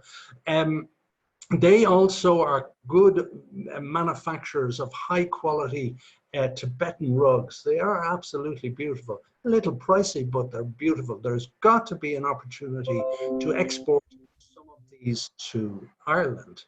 And you never know what assistance in terms of marketing or whatever else we could help them with. They're not doing a bad job already. I think they've about, overall there's about $12 million worth of rugs exported. Now, just one product that Nepal imports. It's controversial a little in terms of palm oil, and the world is addicted to it at the moment. The world is trying to change around that, but in the meantime, the reality is Nepal imports, and about 12 companies import and process palm oil. And this accounts for, and then they export it largely to India. This accounts for 10% of their exports. So it's very valuable. How much it generates some revenue, I'm sure, and taxes, etc. But just to say, this shocked me, Ireland imports 100 million euros worth of palm oil every year.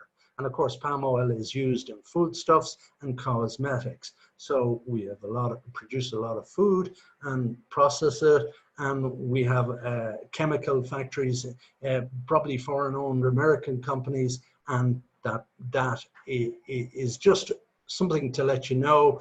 Nepal exports about $80 million worth of it, and we're importing about $120 million. So if we can go to the next one. Now, this is an area I'm interested in, and I've met gentlemen who I believe are here with us from the National Tea and Coffee Development Board. Ireland, only a population of 5 million. We are big tea drinkers. I thought we were bigger tea drinkers than coffee. We're not. Now we've gone a bit more cosmopolitan, but still, for a population of 5 million people, we import 51.5 million euros of tea every year. So I would say that's to the wholesaler and before it's retailed out. So that's the starting. And from a coffee perspective, we import 118.5 million of coffee. So that's fantastic in terms of an opportunity for Nepal. Nepal actually produces very nice tea. Their green tea is lovely and very healthy and full of antioxidants and all that for us. And it deserves success. It really does into Europe. The European Union, Veronica Cody, an Irish lady, just finished her mandate in recent times for the European Union delegation here. She was here 3 years, it passed very fast. But she actively promoted and supported, I believe, the coffee aspect. I don't fully know how involved she was involved with tea, but in the coffee aspect, and invested European money in that area. Just as a side note, the European Union, between 2014 and 2020, contributed 360 million euros towards various projects. So for half that time, Veronica, the Irish lady, was overseeing the spend of that money.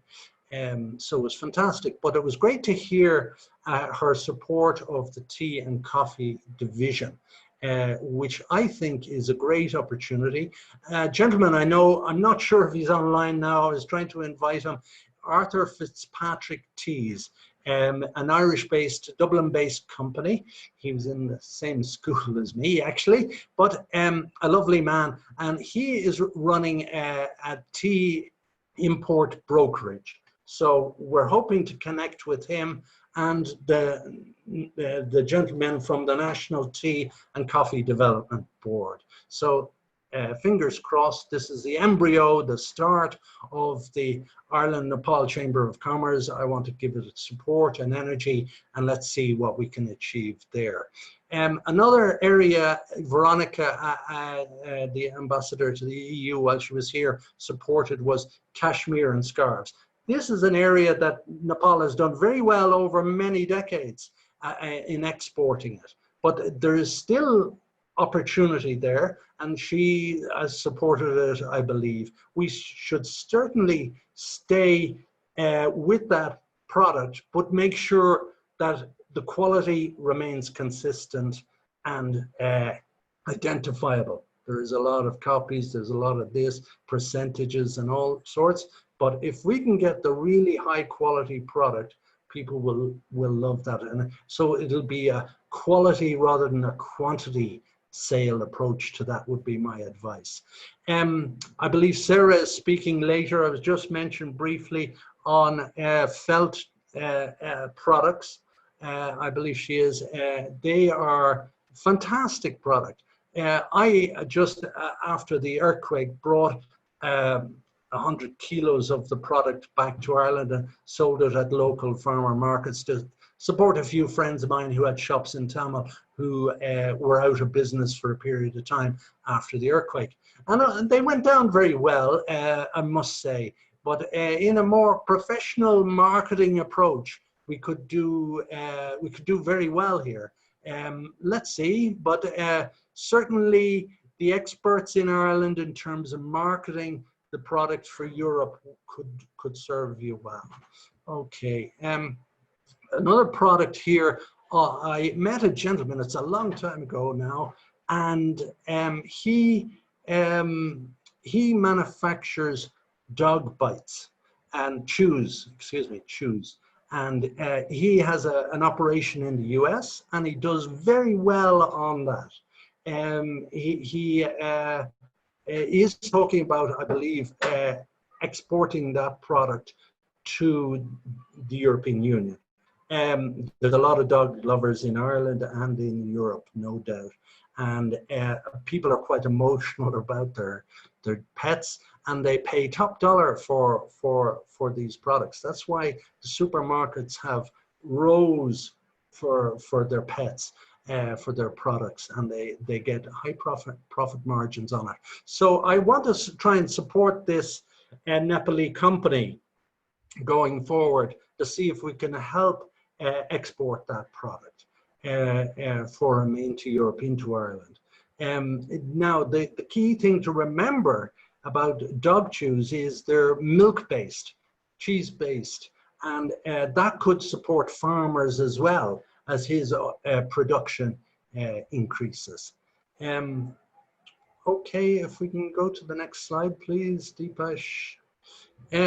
Again, we have to just stand up and applaud the Nepali who, with deep pockets of cash, have come to Ireland and set up not just in a hideaway corner, they've set up in high-end street in Dublin to open their restaurant, running risks with their money, and have done a really good job. And the people of Dublin and Ireland enjoy the restaurants, and congratulations to them. Any support we can give them, they deserve. They certainly deserve, because it puts Nepal on the map very, very quickly, because so many people are coming through and sampling Nepali food. Just another thought is, I'm an older gentleman now, but it is a fantastic to read and see that there are a lot of educated, clever young Irishmen coming up with great ideas all around computers, software, hardware, and everything allied to that, artificial intelligence. Incredible.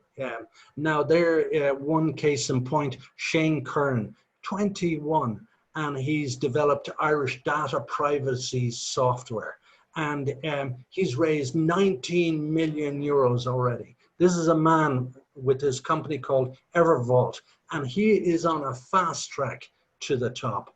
I believe, having spent 7 years here and spoken to a lot of young Nepali, both men and women, they have a leaning towards computers. And one of the reasons I think why is because they speak 3 and 4 languages. Note this, only 2% of the world's population can speak more than 1 language. I'm afraid I'm one of them.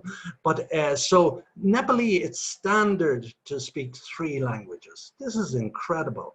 And they flit in and out of the language. And that's why I think they're really well capable of, for this area of development. Hopefully we could resource share between Ireland and Nepal with the young people in that area of industry.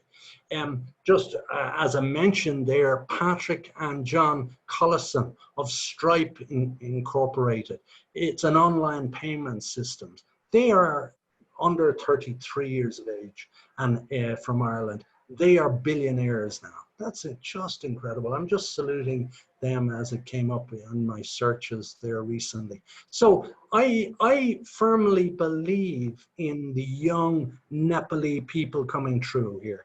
I cannot express to you the improvement, even in the short 7 years I'm here, I'm seeing when I engage with these people in terms of education. It's beautiful to see. Respect to the college tutors, respect to the SLC teachers, all these people who work quietly in Nepal, teaching Nepali, are doing a very good job. And soon, maybe, you know, in the not too distant future, it'll be people from other countries coming here for education. So watch this space. Don't underestimate anybody here. These people given real opportunity can score a lot of successes. We better watch out. Anyway, I don't think, do I have any more there, Deepesh, on the slides? Oh yes, this is an interesting one, and Deepesh reminded me of it. Dairy products naturally are a big industry in Ireland, and there's a huge success around it. Kerrygold is famous around the world. Tony O'Reilly put it on the map in the 60s or so. But the interesting statistic I got up, 10% of all global infant formula, baby powder milk, is exported from Ireland. Ireland exports 85% of its milk production. So that's phenomenal, that's fantastic. We are great butter and cheese manufacturers, and it's great to see that. Ireland's dairy export business is valued at 5 billion. Like, when you really think about the opportunities for Nepal, it's phenomenal. Nepal is relative to its two big brothers, is only a population of 29 million, but you're sandwiched actually side by side by huge opportunity either side. 1.3 billion one side and 1.4 billion the other side, with easy access to both. And in terms of food products, you could do exceptionally well, again, with a little bit of assistance, and no by condescending comments or anything, but it just with a little bit of assistance from maybe areas like Teagasc in Ireland in terms of the best way to go about it. There's other countries who would be more than willing to help Nepal. Your friendship, your kindness, you're a lovely people. You could give us bad news, but we'd still love you. This is fantastic. This is why you can do really well abroad in terms of negotiations and never being afraid to ask for help. Again, for Teagasc, I recommend gentlemen from Ireland-Nepal Chamber of Commerce to build these relationships now. That should be the first task in my view.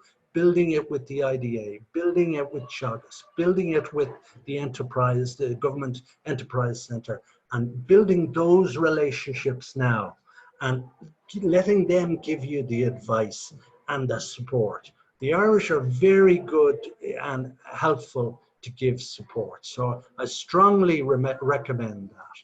Okay, now just to move on, sorry, just a noise distraction there. Just to move on, as you know, the Irish like to drink, and we like Guinness, and we like Bailey's Irish Cream, and we like Jameson. Already, Nepal has them here, but not in huge quantities. But it's delightful to go to a restaurant and see them there up on the top shelf. And it's a credit to the marketing strategy. Nepal enjoys a drink, enjoys the whiskey, enjoys the different drinks, and they love to test and sample from around the world, as we all do. So again, we could have a marketing strategy or a resource share of information and help for the local brew here. We don't know. Ireland likes to experiment with the craft beers. Certainly there are some craft beer, the Sherpa craft beer here could be considered for export to Ireland. That is certainly an opportunity. And we could probably progress from an Irish perspective to market a little more the Guinness range and the Diageo Corporation range of products. Okay, Deepesh, I don't know if there's a, trying to remember now in my enthusiasm. No, okay. Well, thank you very much for letting me express my few moments on this huge subject. And we're not going to cover everything by any means today, but it's delightful to see you all. and namaste from Kathmandu. It's been an absolute pleasure, Ambassador, and to Deepesh and Gangaram and Alison and all the familiar faces coming there. I particularly enjoyed the presentations. Jane, or sorry, did I say Jane? Sarah, excuse me, Sarah. Sarah is going to, I believe, give Alison a video. Anyway, namaste. Thank you very much, Niall. I think you really hit the nail on the head there just when you were finishing up. There's a huge amount of opportunity with various products between both Nepal and Ireland. You mentioned the baby milk, and the Irish Dairy Board would be another group to get involved with.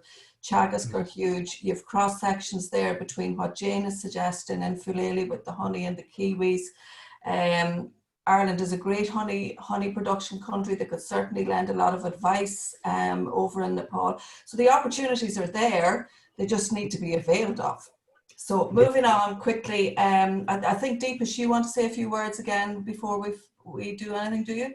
No, so we'll, I'll do after Sarah, so let's go. Okay, so if Sarah West is our next speaker, Sarah has volunteered in Nepal for a period of time, and Sarah, if you'd like to take the floor next, please. Hi, thank you, Alison, and hello to everyone. Thank you for all the great presentations. Kind of really interesting, all the ideas flowing. I think, Deepesh, you probably have my slides there. Yes, give me 1 second. Just sharing now. Okay, can you see? Lovely, great. So I won't keep you guys long, and I think what I came to talk about is something kind of maybe a bit more niche. It maybe doesn't cover as much in terms of trade. It's not as broad, but I thought about what we're doing here today and all these ideas with trade and education, and we're looking to build these links and use trade to benefit Ireland and Nepal. And it got me thinking about social enterprises, because if you go on to the next slide there, they do that very thing. They use commerce and trade to fund various different things for social benefit. If you have the next slide there, Deepesh. So you have kind of different social enterprises.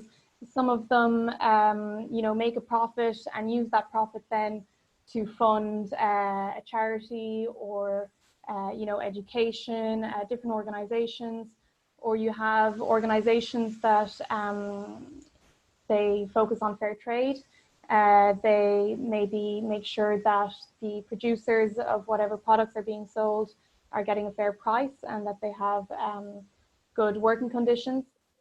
So with all that in mind, I kind of had the idea that maybe there'd be an opportunity there to link Nepali social enterprises with Irish retailers and Irish businesses, and see if we could maybe, while we're taking all this opportunity to increase trade, maybe not leave behind the social enterprises and maybe shed a bit of light on the work that they do.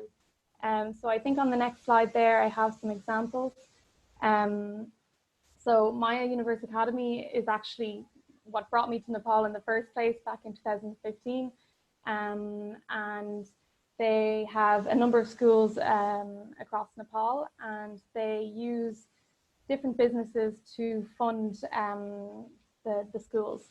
So they have a few different businesses, but the one that really caught my eye was their craft business. So the mothers of the children in the school work a couple of days a month in the business, and they make, as you can see there, the bracelets. They also make different baskets, jewelry, things like that. And I think they've exported already. I know that they sold in South Korea and Germany on different markets there, and I think there'd be an opportunity there to bring that to Ireland. I think on the next page as well, there's another example. I know Niall was talking about felt and different crafts, and there's a craft organization just on the next slide that bring together a lot of different producers in Nepal, and they have a website that you can have a look at. And they have, I mean, that's just a selection of some of the things that they have. You know, the scarves and the bags. They also have jewelry, different things. And they do export internationally. So they're just a couple of examples. I'm sure a lot of you know of social enterprises yourselves, some businesses in Nepal that could get involved. And I think what we'd really need is somebody to take this on themselves. If you go on to the next slide there, Depesh, thank you. You'd need someone to, I mean, I've done a little bit of research, but I'm sure there's so many more social enterprises there. And like I said, you might all know some yourselves, and looking to connect those with Irish retailers. So I know, for example, a lady who owns a shop who do kind of craft and homeware and jewelry. And she's actually had some Nepali felt goods in her shop before. But at the moment, she has jewelry which is made from, it's a social enterprise based in South America. And the jewelry is made by women in rural areas.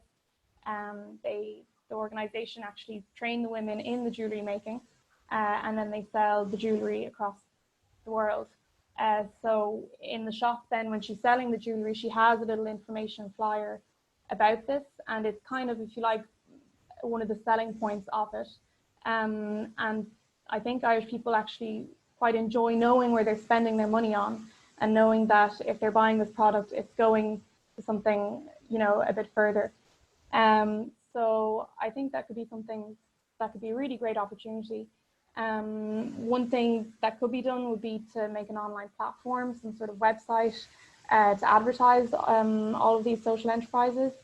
You could also, for example, I know every year there's a trade show in the RDS, and it could be an opportunity there to rent a stall and to showcase some of the Nepali goods. Now, it doesn't have to be just crafts. I think crafts was kind of the thing that came up again and again when I looked this up. But there's other examples too. And yeah, so the RDS could be one. I mean, there's, like Niall was saying there, about bringing the felt back and selling them on markets.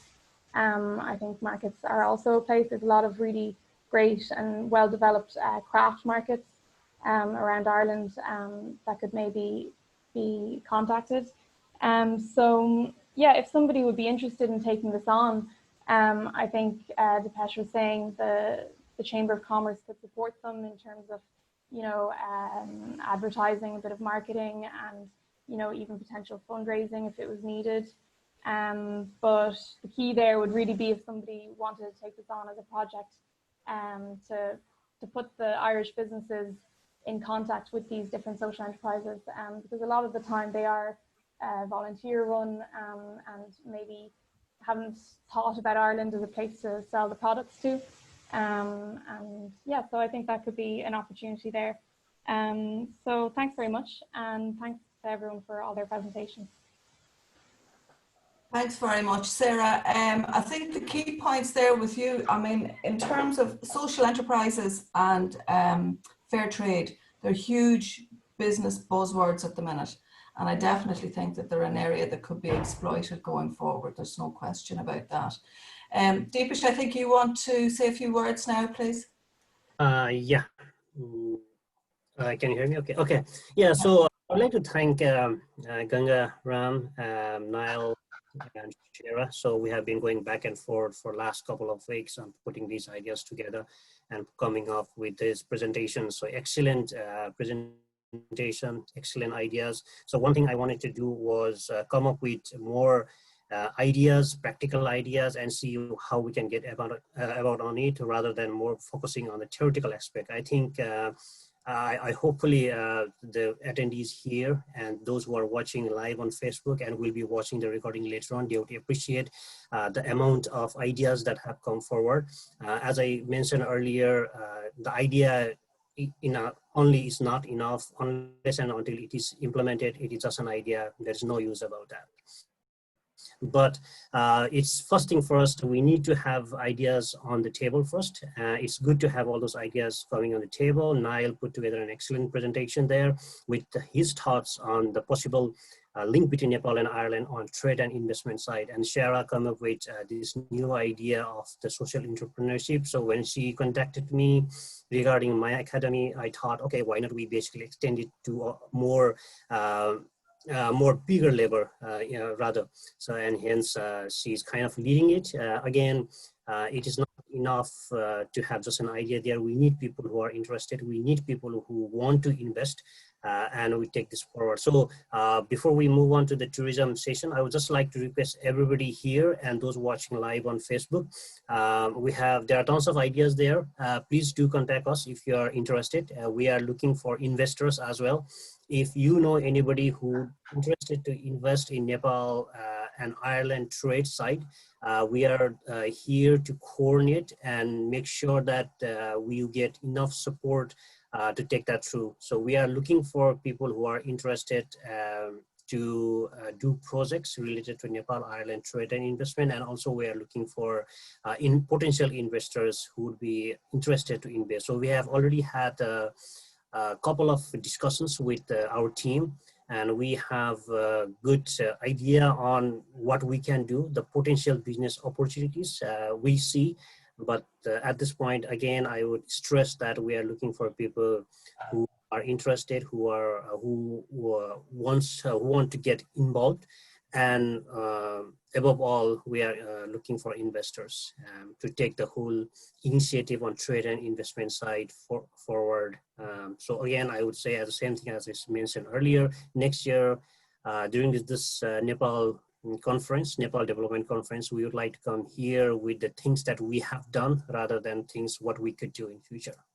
Thanks, Alison. Let's move on to our tourism session. I would like to apologize to all the attendees here, the participants here. So actually, we were planning to finish off at 12 o'clock, but now it is 12:50 and we still have the full session remaining. But still, I think the good thing about today's event, today's program is we have lots of good ideas that's floated. And I can see on the chat there, Alan, Jane, Shane, Sogun, they are all participating in a very active discussion. And if you read the chat, I think it's sent to everybody. There are further more ideas being explored there. I think it's very heartwarming to watch. I read through those comments and chat messages. I think I feel very is very glad basically to see people coming to this platform and interacting to do something useful in the future. Okay, so Alison, so we can move on to our tourism session. I think we can start with Kian there. I would like to apologize, Kian. Kian is in Australia at the moment, and I think it's midnight there. 10 o'clock, 10 p.m. Yeah, 10 o'clock. Okay, that's not too bad. Great. Yeah, no problem. Okay, so Alison, would you quickly like to introduce Kian? Our next speaker, the next section is business opportunities in Nepal tourism, promoting Nepal as a popular destination for Irish tourists, which we all know it already is, but we want to make it bigger and better. Cian, our next speaker, he's an Everest summiteer, and he has been working for the last number of years with different companies, different adventure companies in Nepal. He spent years with Ascent Himalayas, who run climbing trips to the high 8,000ers, and he's now currently working alongside World Sherpas. So Cian, if you'd like to take the floor, please. Yeah. Can I share my screen? Yeah, go ahead, Cian. I hopefully it will work. Let's go ahead. Yeah, I have it there. Can everyone see my screen? Yes, we have it now, Cian. Excellent. Okay, perfect. 1 second. So, my name's Cian. I'm based in Brisbane, Cian O'Brolcon, based in Brisbane, and I'm one of the directors and co-founders of World Sherpas. We're a trekking and climbing company that, run trips in Nepal, treks and climbs in Nepal and other parts of the world. And I'm going to give you some thoughts on, the situation at the moment. Also some ideas and plans, maybe that how we could improve the tourism experience in Nepal. So, making sure the people going are prepared and they've done the right training, right research, maybe making some changes to the rules and regulations in Nepal. Obviously choosing the right team and company to climb or trek with. There's a lot of companies that don't have a great reputation out there, and I've seen it firsthand, high on Everest and other mountains, that when accidents happen. Then there's lots of different treks and climbs to do in Nepal. A lot of people just go to the Everest region or Annapurna region, but there's so much out there to do. And I'll talk a little bit about that. But first, the situation with COVID, Nepal's back open October 17th, which I was a bit surprised at. A couple of things that I think could be helpful for if people are going to travel to Nepal during the pandemic. Having tests for clients and staff before and on arrival, and also having the 24-hour results turnaround. People don't, they might be taking 2 weeks for a trek, and you can't really be spending too long waiting in Kathmandu for results of COVID. Then another point would be not to allow foreigners from hotspots around the world into Nepal. I think that'd be quite important. Countries or cities where there's known to be a high number of cases, I think they should be banned until the cases come down, banned from entering Nepal. I've seen that there's 7-day quarantine for people arriving in Nepal, and in my opinion, that's very long. People usually only have 4 weeks holidays a year, so they have to quarantine in Nepal for 7 days, then maybe do a trek for 2 weeks, and then maybe quarantine when they get back home for 2 weeks. So you're looking at 5 weeks for a 2-week trek. So it's quite a long time. So maybe that could be changed, and the 24-hour testing might help. Once a trek or a climb begins, I think it's really important to create a bubble. Similar to what the US Open did, the tennis tournament, they created a bubble for all the players and staff who were there and different people. And it worked quite well. It was quite a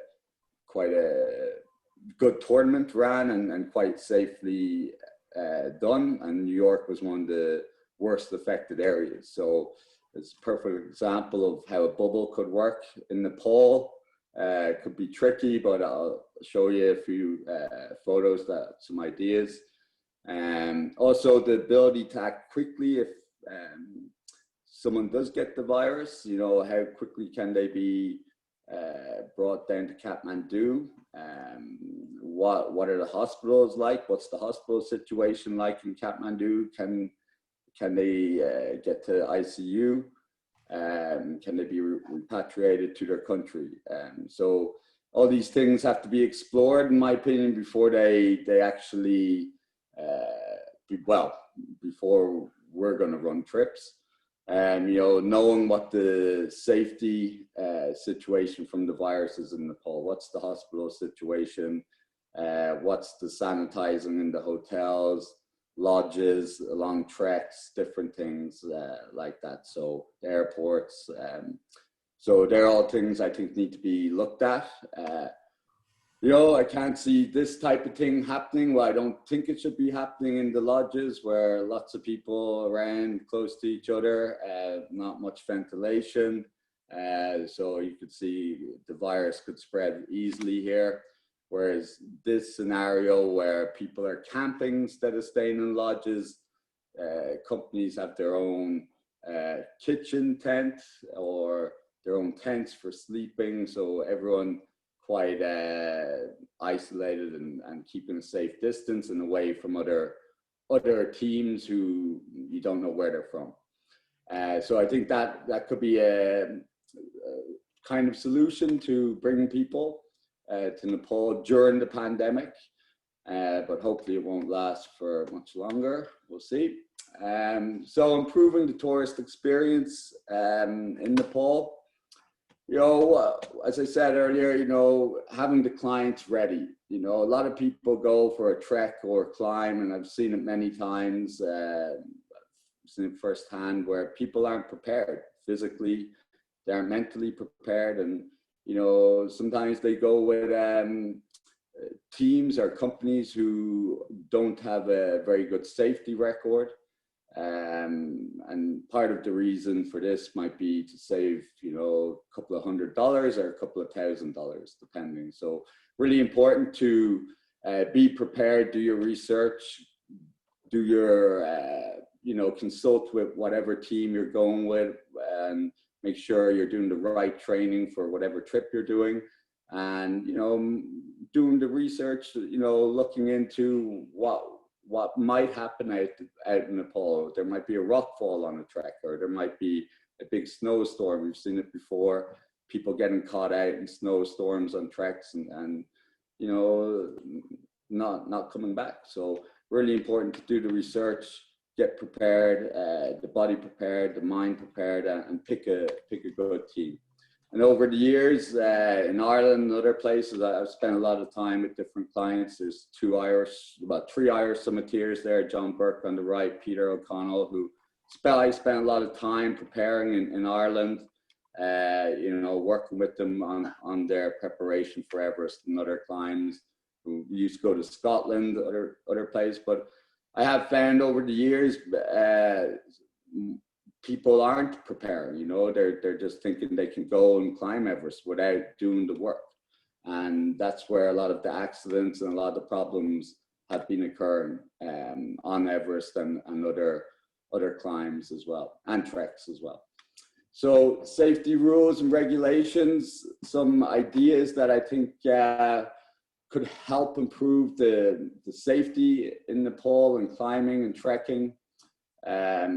Part of the reason we've set up World Sherpas, from my experience working with a Nepalese company, I saw some things happen that was not very safe, and you know, risk to the staff and other clients, and you know, also to myself. I had quite a tough experience on Lhotse due to one of the Sherpas in the old company I worked for not being qualified, not being strong enough, and being quite a danger to himself, but also putting me in danger as well. So, you know, we've restructured the company. We've decided we're only going to work with IFMGA qualified Sherpas for climbing. I think that's really important for safety in the mountain. You know, having the IFMGA is the highest qualification, mountain qualification in the world, and when you're going to such a extreme environment, you want to minimize every risk, and having someone who's experienced and qualified is really important to guide you in the mountains. Also, you know, staff should be trained medically and have experience in that specific trek or climb. Really important as well. We've also introduced Garmin satellite tracking for all our clients, both treks and climbing, so people know exactly where they are as long as they have the tracking device on, and we can follow their climb. We can see where they are, what they're doing, if there's danger. You know, avalanche beacon is really important as well. Most of the times I've been on expeditions, hardly anyone has avalanche beacons, which I think is crazy. It's really important, one, to have one, but also know how to use them. Radio as well, each climber should have radio. Rules and regulations for climbing. you know, I'm trekking as well. I think there needs to be changes. All the clients I've prepared, I've always said, you know, go to 8,000 meter first before you go to Everest. And each one who hasn't has had difficulties on Everest. They've survived and been successful and made it to the top, but they've always come back to me and said, yeah, you should have gone to an 8,000 meter peak first. So I think that should be changed in the rules for letting people to go to Everest. They should have at least climbed an 8,000 meter peak first, Manaslu or something else before you go to Everest. Other things like, you know, for beginner climbs, Island Peak, I think any client going to any mountain to climb in Nepal should do a basic mountaineering course in Scotland or in the Alps or wherever you can do one. I brought a Irish group over to Robbie Fenlon in the Alps before we went on other climbs in the Himalayas and other parts of the world. And, you know, it was such a great stepping stone learning curve for the clients, and also to prepare them mentally for the climb ahead, the bigger climb ahead in Nepal or wherever else. I think everyone should be doing a full health check, getting a doctor's report, make sure there's nothing wrong before they go into altitude and before they go to tough terrain. I think that, you know, the government should really put something in place where this has to be, everyone has to send a full medical report. I know companies say they do it, but it doesn't happen. So it doesn't happen, some of the ones that I've worked with. All insurances need to be checked as well. And there's been a lot of issues with insurance over the years and fraud. And so I think having proper insurance is key. An example, I think last year with Seamus, there was some issue with insurance. Don't know the full details, but you know, it happens all the time. So, you know, making sure that the clients have proper insurance for the particular trek or the climb, and that should be done both by the company that they're going with and also by a government department in Nepal.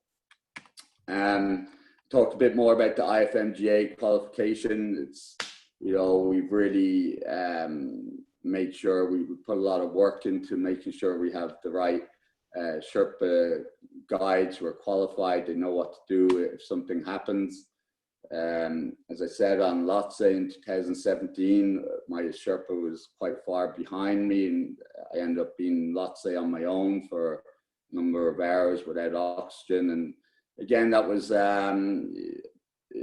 with the old company that I used to work for in Nepal, just not having good quality staff, and it happens all the time, both on treks and on expeditions, and it increases the risk, and the chances of an accident happen are much higher. So making sure you have good quality staff throughout, you know, between kitchen staff, between Sherpa climbing guides, between porters, trek leaders, you have to have the highest quality of staff. Just like in the Alps, the guides, all the guides there, IFMGA qualified European Alps, and you know, it makes a big difference to safety. And this was Lhotse, we got caught up, you know, climbing very high, 8,000 meters. We weren't supposed to be fixing the rope for Lhotse, but we ended up doing it, me, one of my clients, and another Sherpa. So, you know, that was a real big challenge, unexpected challenge. And again, though, it's down to having, you want to make sure you have everything in place. And we've learned lessons over the years, over my time, 5 years working in Nepal with a local company. I've learned a lot of lessons from that, and working with other companies and climbing, being a climbing client with other companies around the world, you know. So we've learned, and that's part of the reason we've set up World Sherpas, to try and minimize that risk and have the highest level of safety and service we can. Choosing the right company, really important. Again, this is me and 3 of the Sherpas. testing a climb. We never want to bring a client on a climb that we don't know, or a trek that we don't know. So we went to Shilatse last November to make sure, before we bring anyone, we wanted to make sure we knew what the mountain was like, what was involved, and not just you know, Sherpas telling me, oh, it's fine, but also I had to see, you know, because Western people don't feel the same as Sherpas in the mountains. We're not as strong. So it was very important for me to understand what was involved in climbing the mountain so I can talk to clients about it. New treks and expeditions, yeah, we're always exploring for new things. One of my favorite places in Nepal is Rowaling. Very hidden valley, but one of the gems of Nepal, one of the most beautiful places I've been to. And you know, I was lucky enough to do a winter trek there with a finance group that asked me to do a team building exercise. And yeah, amazing place. There's so many places in Nepal to go to, some spectacular places away from tourists, away from, you know, the Khumbu and Annapurna region. There's so many beautiful areas. So I think these need to be marketed a bit better by different companies or by Nepal Tourism Board. Shilatse is another very beautiful peak that's not climbed very often. And you know, like you see the photos of crowds on Everest and crowds on Amandablan and different mountains, and you don't really want to be, you know, going to the mountains to be stuck in a line. You know, you can do that in the shopping market or something. You know, you don't want to be stuck. So there's so many beautiful mountains, beautiful treks, and you know, hopefully people will start going to these amazing places. Here's just a small video of Shilatse that we made. Hope you like it. So that's a climb we're hoping to bring people to next year. And it's another stepping stone towards an 8,000 meter peak. So a progression for bigger mountains and more difficult mountains. So.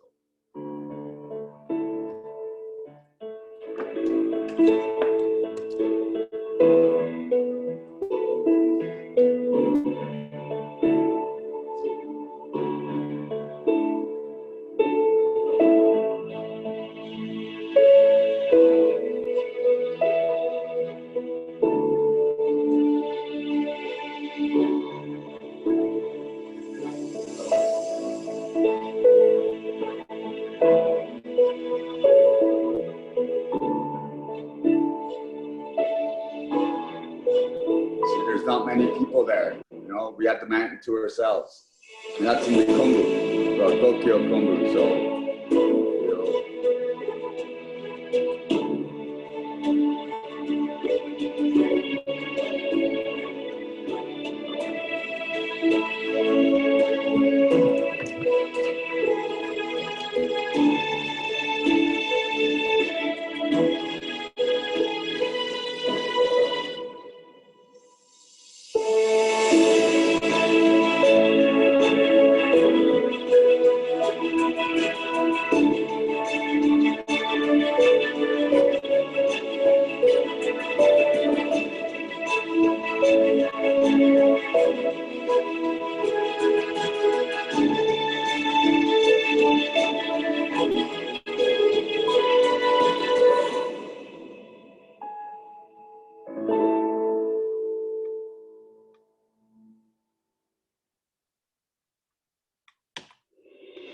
So yeah, you know, we've lots of projects planned for the future. Makalu is one of the mountains we're looking at, and you know, really missing the Himalayas and missing a hangout with all the Sherpas and all the guys in Nepal. So you know, really looking forward to getting back out there and hopefully bring lots of people from Ireland and Australia and other parts of the world to show them the beautiful country and the beautiful mountains, and you know, introduce them to all my Sherpa friends and Nepalese friends, and in the country. So thank you. I hope I was on time.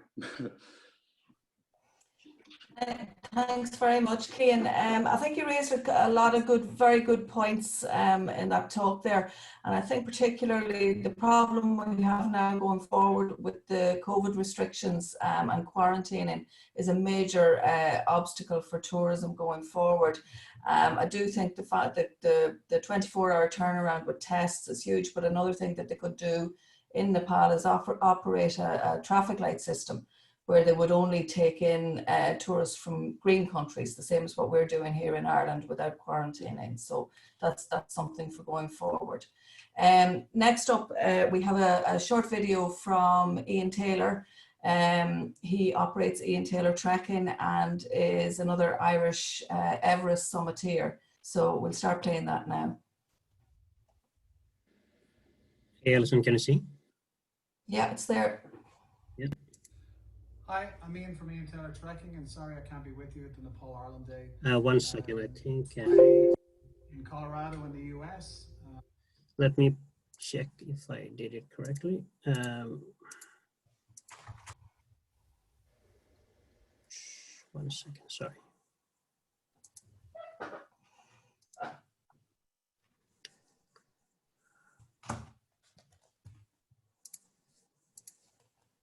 Sorry, 1 second.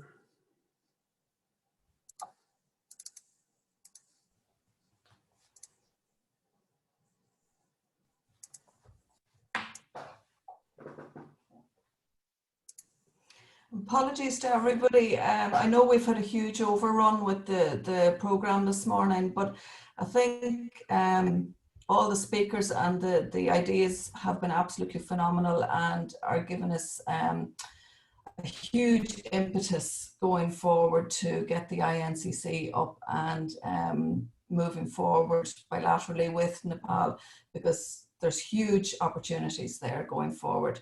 I think we're ready, Deepa, are we?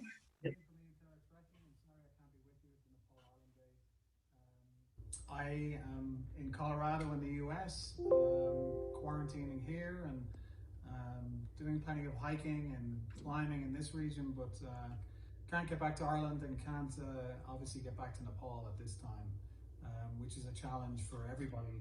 I suppose that's part of the discussion today. You know, I've been lucky enough to climb Everest in 2008.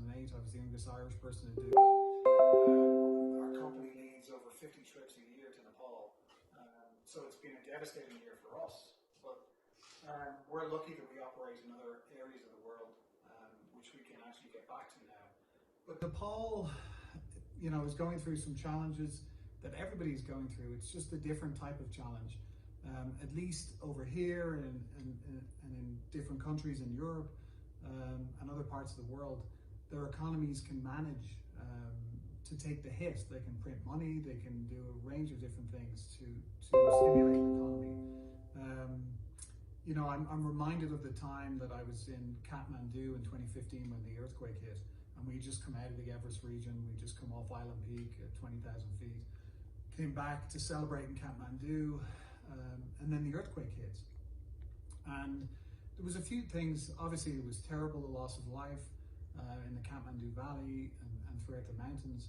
But what I think more about was the people that I was around, like the Sherpa people that I was around, the Nepalis in Kathmandu, everybody just grouping together to help people straight away. And I was there for 7 days after the earthquake.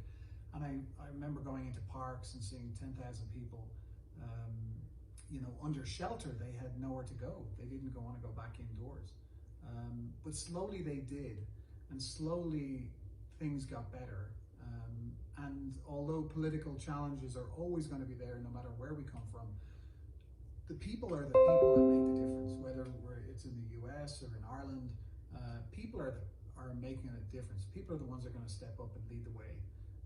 We have to do that as individuals, and also when I think about Nepal, we have to take responsibility now for our actions so that we can actually get back there. When we do get back there, we have a vaccine, we have the medical parameters checked so that we can actually step back into Nepal so we're not endangering anyone. And we don't want to do that. We don't want to step back into that world for a number of different reasons. I mean, people do these treks and trips to Nepal or anywhere in the world because they're life-changing events. They change people's lives, and hopefully for the better, so that they go and help somebody else in whatever way that takes shape. Like for us, going to Nepal for the first time changed my life, and I've been going back there twice a year since. You know, we've been able to build 2 schools in a remote village called Goli. We helped set up the Goli Village Trust in Nepal. We have staff on the ground from Scotland that are working there full time, bringing stoves to homes, helping people in the villages. The people in the villages are now building the schools. People are getting involved, and people will get involved back again. We just need to make sure that we're in the right position to do that. So right now we have to support Nepal's decisions, whatever those are.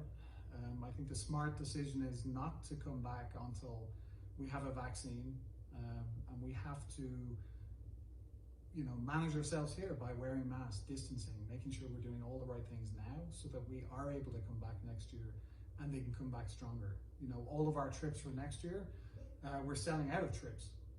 So we have people signing up to trips, and people want to come back. People want to have these experiences, and they will come back.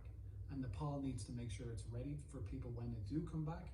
And there's a range of different things they need to be doing. The government needs to be very clear about who can come, who cannot come, how that's all managed, and they need to be doing it right now. They need to plan way ahead, so people over here are confident to travel, because that's going to be the biggest issue, is people being confident to go back to Nepal. You know, we want to see all these things happen. We interact with our staff on a daily basis to make sure that they're doing well. We've been lucky that we've had some donors that have given money to support our staff all the way into next year, which is great, but that's all we can do. It's going to take all of us being smart about how we make decisions in our daily lives so that we can get back to living the life that we did beforehand. You know, I wish I was there in person. I could talk a lot more about what's happening here, about what should be happening in Nepal. But I know that because of the people, because of their spirit from what I saw after the earthquake, they will come back, and they'll come back stronger. I'll be looking forward to going back to Nepal in April. I'll be there for, I think, 5 weeks. So I'm hoping that the Nepalese government allow us in, that we have a vaccine, and that we can do it safely. I'm confident that we'll be back, and I look forward to seeing my friends and family in Kathmandu just as much as everybody else does. So thank you for having me. If anyone wants to reach out to me directly, feel free. It's ian@iantaylortrekking.com, and I'd love to talk to you about what's happening and what we're trying to do with the charity work that we're doing in Nepal and around the world. Get in touch, love to hear from you, and thanks for having me. That's great. Okay, so yeah, again, apologies for the amount of time it's taking for this event, for this program today.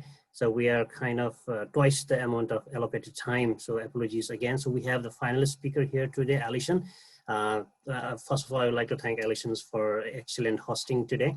Alison has prepared a wonderful set of slides regarding the tourism sector of Nepal and its investment opportunities. So what I've requested Alison is to just skip to the list of projects that we have, and we can come back to a full presentation in some other events in future. So anyway, what I will do is I will share her slides fast forward so that you know, so you have an idea what sort of content that she has put together. Then I will request her to go through the projects, the potential projects that one could invest on in the tourism sector in Nepal.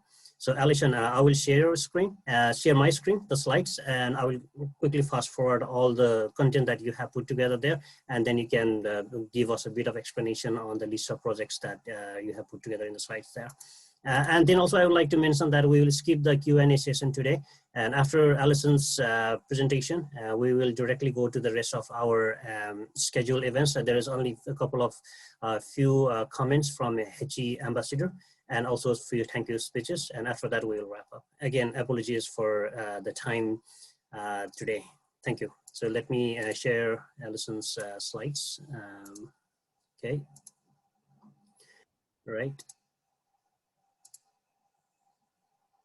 Okay, so this is Alison's slides there. There are a couple of things. So overview of Nepal, importance of tourism. So it lists why tourism is important in Nepal. And there are different types of tourism: adventure, mountaineering, hiking, pilgrimage culture, historical, safari, ecotourism, leisure, business tourism. As I mentioned earlier, we probably will organize a different event at some point in future to go through all this in detail. And challenges to Nepal tourism industry. And you have why invest in Nepal. This is Gangaram touched base on this earlier as well. Investment Board Nepal is one of the main body for FDI in Nepal. Remits of Investment Board Nepal. We have, okay, so I will hand it over to Alison here. Alison. Okay, thanks, Deepesh. Yeah, tourism, I suppose, is one of my passions of Nepal. I first went out there in 2001, and as Ian said earlier on in his video, I just fell in love with the country, and I've had connections with it ever since through Jane's charity INET, and recently through Nepal Ireland Society and INCC. Tourism is just so important to Nepal. It's a huge source of income for families. COVID has absolutely devastated the tourism industry at the minute. And it has a huge knock-on effect to incomes, obviously, for people directly employed by tourism, but also, you know, the companies that are involved through supplying food or supplying accommodation or whatever it might be. So it's a world-class tourist destination.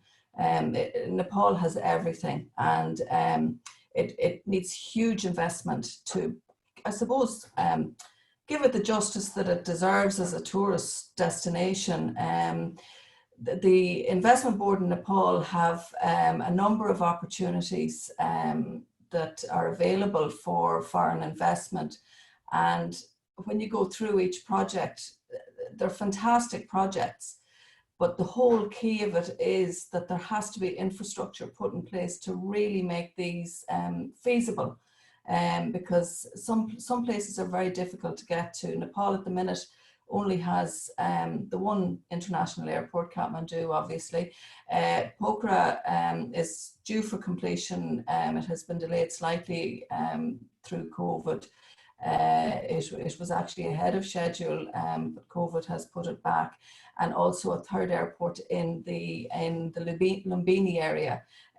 So that in itself will be a huge, it'll be a huge plus for Nepal as a country, because very often when people are on tight time frames for travel and that, if they can get to the local area that they need to be in for whatever type of reason they're going there, obviously this saves them time and money, and just helps with people's ability to get around the country. There are quite a lot of airports. I think it's 46 in total, but there's 4 regional airports and a number of other airports which are either seasonal or are grass strips, or obviously are limited to the types of planes that can come in due to the length of runway. And after that, then it's down to the roads to get people about. So just to touch on a few of the investment opportunities that are available at the moment. The first one is the Dreamland project in Dulikal. This is a theme park with nature and cultural components, with allied services and a regeneration conservation for Devastan Temple. It's to include state-of-the-art services, including a water park, golf park, children's railways, ethnic villages, and obviously hotels and seminar spaces and swimming pools to help that out. Nepal is kind of traditionally seen as an adult destination, I suppose, for want of a better word, because everything has always been so focused on mountaineering and trekking, but it's a fantastic destination for bringing families. But you need the services to back that up for families. I mean, I was there myself with my own 2 children. 2017 we were there, and at the time my older boy turned 13 while we were there, and the younger lad was only 10. So yes, they loved the whole cultural aspect of the country. They loved the trekking, they loved all of that. But children are children, and they like to have a few of the creature comforts that children love, like swimming pools and mini golf and water parks and all of that. And we were lucky enough that we were able to do that, because we actually visited a park that was just outside Kathmandu, which they really enjoyed. This particular project, the tourism area that it's aimed towards is the recreation and leisure. So people are going for a chill out kind of experience. You know, a lot of domestic tourism would be into this, and a lot of the high income Indian tourists want to go and just relax somewhere. So a project like this obviously is offering, you know, exactly this type of thing. All of these projects, obviously because of the cost involved, are too big really for just private investors on their own. So these are all to be completed via private partnership, where the government will source that, sort out all the licenses and everything else that are required, and then the private end of it would come in with the investment money. The development period on this would be a pre-construction period of 6 months for preparations, and then construction to be completed within 3 years. And all of these investment opportunities through the IBN have a concession period of 30 years. Can we go on to the next slide, Deepish? Okay, so the next one then, Dalaka Mountain Academy project, Rolwalling. There's something similar in the Khumbu already, not obviously on this kind of scale, but the Khumbu Climbing Centre is offering something like this. Cian touched briefly on the UIAGM with the internationally qualified mountain guides. I mean, it's a huge part of mountaineering going forward. And for building the reputation of mountaineering in Nepal. I mean, everybody's aware of what's been happening on Everest for the last number of years. And a lot of it is down to unqualified guides and unqualified climbers as well, who don't really know their trade. This is a world-class mountain academy, and it'll provide all of these courses up to UIAGM level, with a state-of-the-art indoor and outdoor facility, including a lecture auditorium and library and things. It's also to include light services such as resorts and guest houses and dormitories for those people taking part in the courses. And a good link within that would be a mountain museum and cultural village. I mean, I visited the mountain museum in Pokhara, and it's a fascinating museum to go to for anyone interested in climbing. So something like this would be a huge draw for people, you know, wanting to improve mountaineering skills. Again, the tourism area is adventure and mountaineering, and targeting mountaineers, hikers, outdoor enthusiasts, anyone interested in the climbing world generally. Again, developed by the PPP, and with pre-construction of a year and completed within the 4 years. So if we move on, Deepish. This is a novel one, and I think it's a very good opportunity. There's a lot of, I suppose, movies made in the Asian area, and even in recent times we've seen Morgan Freeman. He did a series on National Geographic actually on religions of the world, and Nepal was very highly featured in it.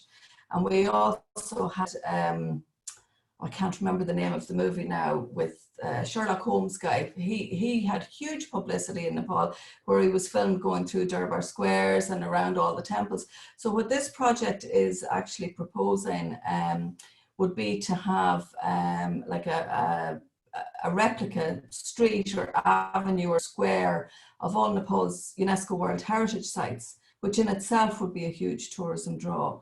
And they're also talking about, you know, cultural aspect of the thing. It would include post-production facilities, production facilities, and obviously again the allied services of hotels and accommodation, and obviously supporting commercial facilities as well, because if you have industry there, you need to be able to support them. I mean, this is a new thing, business tourism, which incorporates this MICE term, which is meetings, incentives, conferences and exhibitions. It's a very valuable tourism area, because there's a lot of money can be spent in it. You know, it's not just people on a very tight budget backpacking, you know, trying to save us money anywhere they can. This is the people who have a disposable income, and could be a very valuable asset to Nepal for contribution from tourism. Development period for this one, 6 month pre-construction period, and then a completion of the project within 3 years. So next slide, please, Deepish. Okay, so Janakai Heritage Hotel and Cultural Village project. I mean, the culture of Nepal is huge. I mean, it's a massive draw for people, and there are so many different aspects to the culture of Nepal between all the different the different tribes, the different cuisines, different types of music, different heritages. You know, this would be a center for promoting all of that. It would have a luxury heritage hotel and targeting high-end luxury weddings. Again, the Indian market would be a huge area for this, because you know, they have the disposable income, and I've actually witnessed Indian weddings myself in Kathmandu when I was there the last time, and there's a lot of money being spent at these type of things. It's also it brings in the possibility of Nepal becoming a honeymoon destination. It wouldn't be the stereotypical one, but again, I have seen brides there traveling from China to have their wedding photos taken. So you know, it's certainly an opportunity there that could be exploited. This facility here, they're talking about hosting up to 3 parallel services a day, so 3 weddings. It would be big enough to be able to accommodate 3 weddings, and obviously including the cultural village, more photographic opportunities and traditions of the local area around Janakai, also including a tourist information centre, walking trails, cycling routes. So people, you know, it's targeting the recreation and leisure area again. This project, a development period, pre-development of 6 months, and to be completed within 3 years. Next slide, please.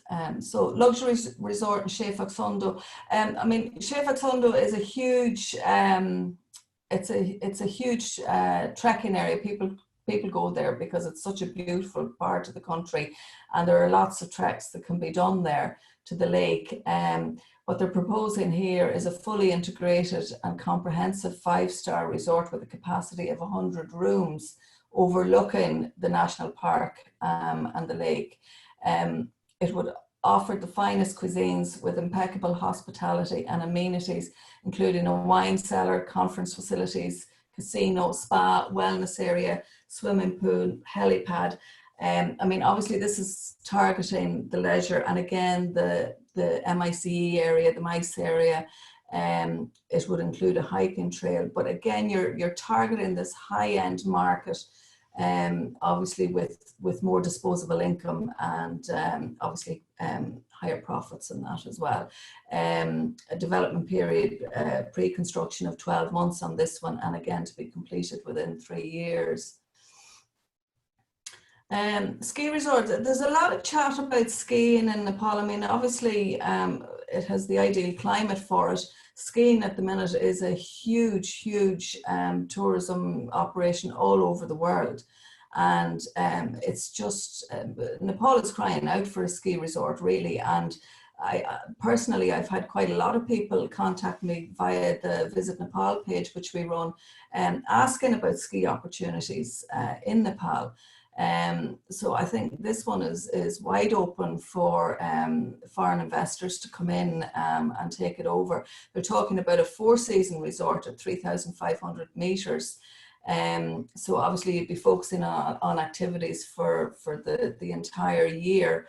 It would need to have a snowmaking system put in place because of the seasonality of the snow there. But it would include the development of a 40-bedroom luxury resort, which would include a hotel and lodges, and would offer all the ancillary things that you would need, like a ski tow service, ski runs, various levels of locker rental, ski equipment rental, mountain bike rental, obviously for the summer, restaurants, and all of that goes into making a good ski resort. And then obviously in the summer season, you could have hiking trails and all of that. So you would have a 12-month area, for people to come in and visit. Obviously this is targeting the adventure and hiking area. So for adventure tourists, ski enthusiasts, and ski enthusiasts have a lot of disposable income. It's not a cheap sport to take part in, particularly if you need to hire ski gear and pay for lessons and all of that. So there's a lot of opportunities there for smaller businesses, people setting up rental bike shops, ski hire places, teaching schools, obviously all of that. The development period on this for pre-construction will be 12 months, and then the entire resort will be completed within 3 years. Next slide, Deepish, please. Okay, so this is another theme park option, catering for adults and children, and offering activities such as horse riding, swimming pools, roller coasters, bowling, arcade games, archery, all the things that adults and kids enjoy together as a family. And this one would include a starred hotel with 80 rooms and a casino, which again, casinos are a huge draw, particularly to the Chinese. So you're targeting both your home and domestic tourism market, but also the likes of India and China, again with higher disposable incomes. And the domestic tourism area is growing very rapidly because, well, certainly up to pre-COVID times, the disposable incomes within Nepal were growing quite substantially. So people do have the means to go and take a break and travel and see the country. So I think it's important to target the domestic tourism area in particular. Again, this would have a 12-month pre-construction period, and this one would be fully completed within 4 years. Next slide, Deepish, please. CapTAD tourism project. One of the things that I did when I was there the last time was the Chandragiri cable car, and unfortunately I was there pre-monsoon, so I didn't get to see the fantastic views that are available, but it's a super tourist attraction. And this one is development of a similar one, a cable car on a 7-kilometer stretch. And what they're talking about is mono cables. So it's on a single cable carrying a detachable gondola system. And it would include the construction of 2 starred hotels, which is similar to Chandragiri, offering high-end luxury as well as standard travel experiences. And they're also hoping to promote sports, wellness, cultural and spirituality, and regeneration and conservation of the area as well. This one is interesting because it's talking about promoting smart energy systems, so using solar power for energy. And I think going forward, sustainable tourism, it's becoming a huge buzzword within the industry. And I think going forward, any developments really would need to very much be thinking of the lines of sustainable tourism, and trying to reduce the impact that it's having on the environment generally. this one is targeting recreation and leisure, again, that high disposable income area, luxury tourism, and offering high value, low impact tourism. Another public-private partnership development period would be a 12 months pre-construction and finished within the 3 years. So the conclusions, I mean, these are all fantastic ideas in terms of investment opportunities. And I think that, you know, if they were developed, they would be huge, huge draws to the country. Nepal's outstanding natural beauty, biodiversity, warm culture, rich heritage, friendly people, pleasant climate, and it's a uniqueness that makes it stand out as a world-class travel destination.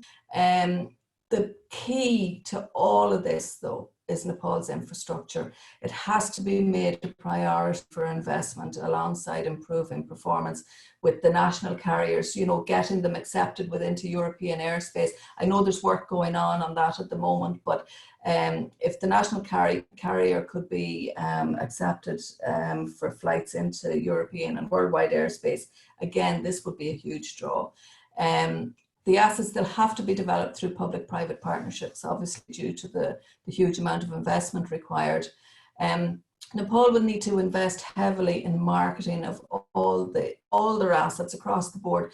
I mean, 9 times out of 10, when you see Nepal promoted as a tourism destination internationally, it's always focusing or primarily focusing on trekking and mountaineering destinations.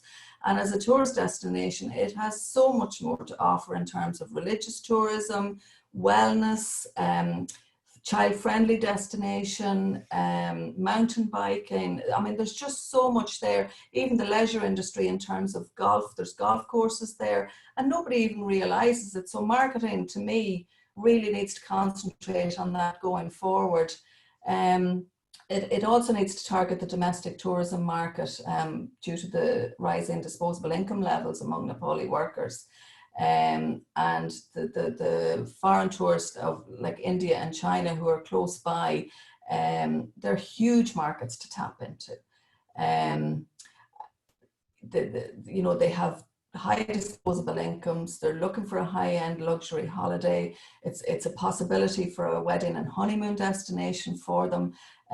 So that's another area that could be marketed very, very strongly, I think. And it must actively seek out international investment partners to become in these projects through bilateral relations and developing commercial partners through what we're doing in the INCC or the European Chamber of Commerce and the Britain-Nepal Society, all of these agencies that are dotted all over the world. And I think if the government can get on board with those and get them to work with, you know, local bodies and government agencies within their own countries, I think going forward, you know, there's huge potential there for tourism development. And so that's basically it. I don't have much more to say on tourism except, you know, it's a fantastic destination and it should be given that benefit, you know, and be seen worldwide to be offering, you know, everything that it can offer and not just mountaineering and hiking. So that's it. So back onto my host hat. Apologies again for the overrun of the program, but I think we've had a fantastic program. There's a huge amount of ideas there. There's lots of scope for work to be done going forward. So I'll just, to finish up, I'd like to invite His Excellency Dr. Durga Bahadur Sabedi to give his closing remarks. And we'll move forward with that, please. So, Your Excellency, if you're ready, please. Am I audible? Is it okay? Yeah, we can hear you. Namaskar. Distinguished President of Nepal Ireland Society, Mr. Dipesh Man Sakya. Distinguished President of Ireland-Nepal Chamber of Commerce, Mr. Vincent Berry. Distinguished Chief Executive of the UK-Nepal Friendship Society and Director of the Ireland-Nepal Chamber of Commerce, Mr. Arlan Marcel Sanka, Chairman of National Insurance Corporation of Nepal, Mr. Gangaram Khandel, Deputy Chief of the Embassy of Nepal, Mrs. Roshan Khanal, distinguished guests, ladies and gentlemen, good afternoon and namaskar again.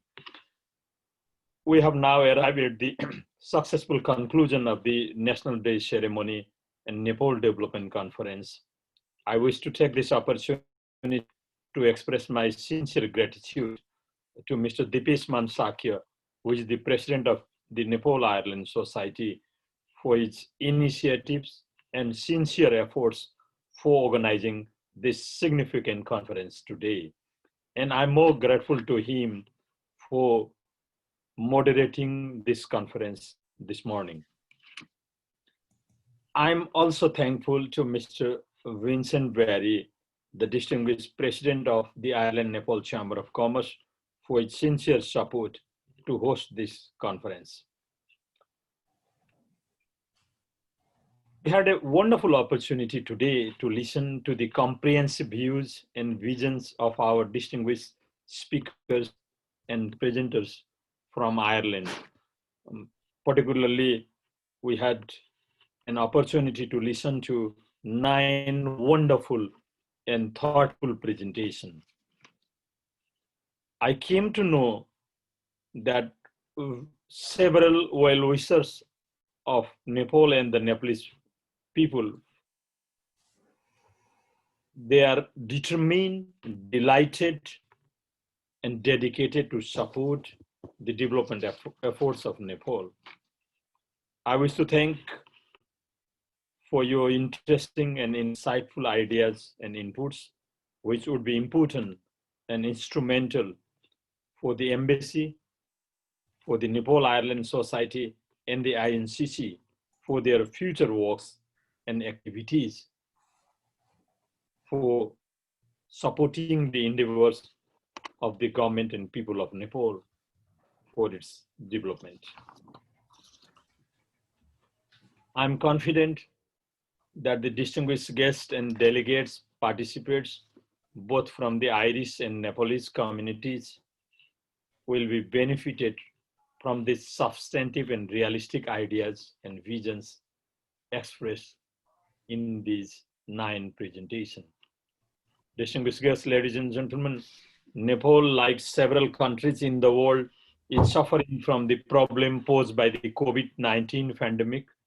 It has severely hit the economy of Nepal, mostly on the tourism, trade, and development sectors.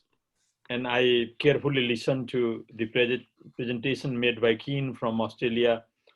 So he raised very pertinent questions regarding the adverse impact of COVID-19 in Nepal's, particularly Nepal's tourism. It has not only impacted on the employment, but also has adverse impacts on the production and distribution systems. It has no doubt created an impediment to the pace of economic and social development of the country, including the promotion of tourism, trade, and investment in the country. Distinguished guests, ladies and gentlemen, I have mentioned in my opening statement about the liberal policies of the present government of Nepal, which welcome the foreign capital to lay the foundation of economy in the national priority sector projects. The government of Nepal is pursuing the policy of open, transparent, and liberal economy and the policy of trade diversification, which will lead to a significant shift in Nepal's trade, tourism, and investment. As the single-handed efforts of the public sector is not adequate to accelerate the pace of economic growth, the government of Nepal has adopted the policy of public-private partnership in infrastructure development sector. The present government is encouraging the private sector for the development of trade and industries in the country. I had also mentioned in my opening statement this morning about the establishment of Investment Board of Nepal, which is headed by the Right Honorable Prime Minister himself. The Investment Board is working for providing facilities to the industries and entrepreneurs in a coordinated way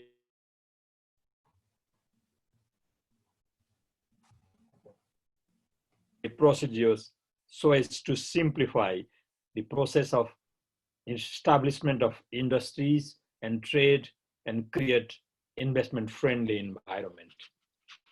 There are various sectors such as hydropower, tourism, agriculture, education, health-related facilities, financial services, information technology, and biotechnology-related industries, which are, I believe, viable and beneficial sectors for investment in Nepal. And today's presentation, among 9 presentations, all of them were equally important, relevant, and related to Nepal's development of trade, tourism, and investment. But I was so impressed by 2 unique presentations made by Shera, particularly about the social entrepreneurship, and the last but not the least presentation made by Ellison, who was talking about sustainable tourism in Nepal. We were talking about beneficial tourism only, but now she was mentioning and encouraging us for the sustainable tourism. So I thank both the presenters and all of the presenters for their insightful, interesting, and thought-provoking presentation this morning and afternoon.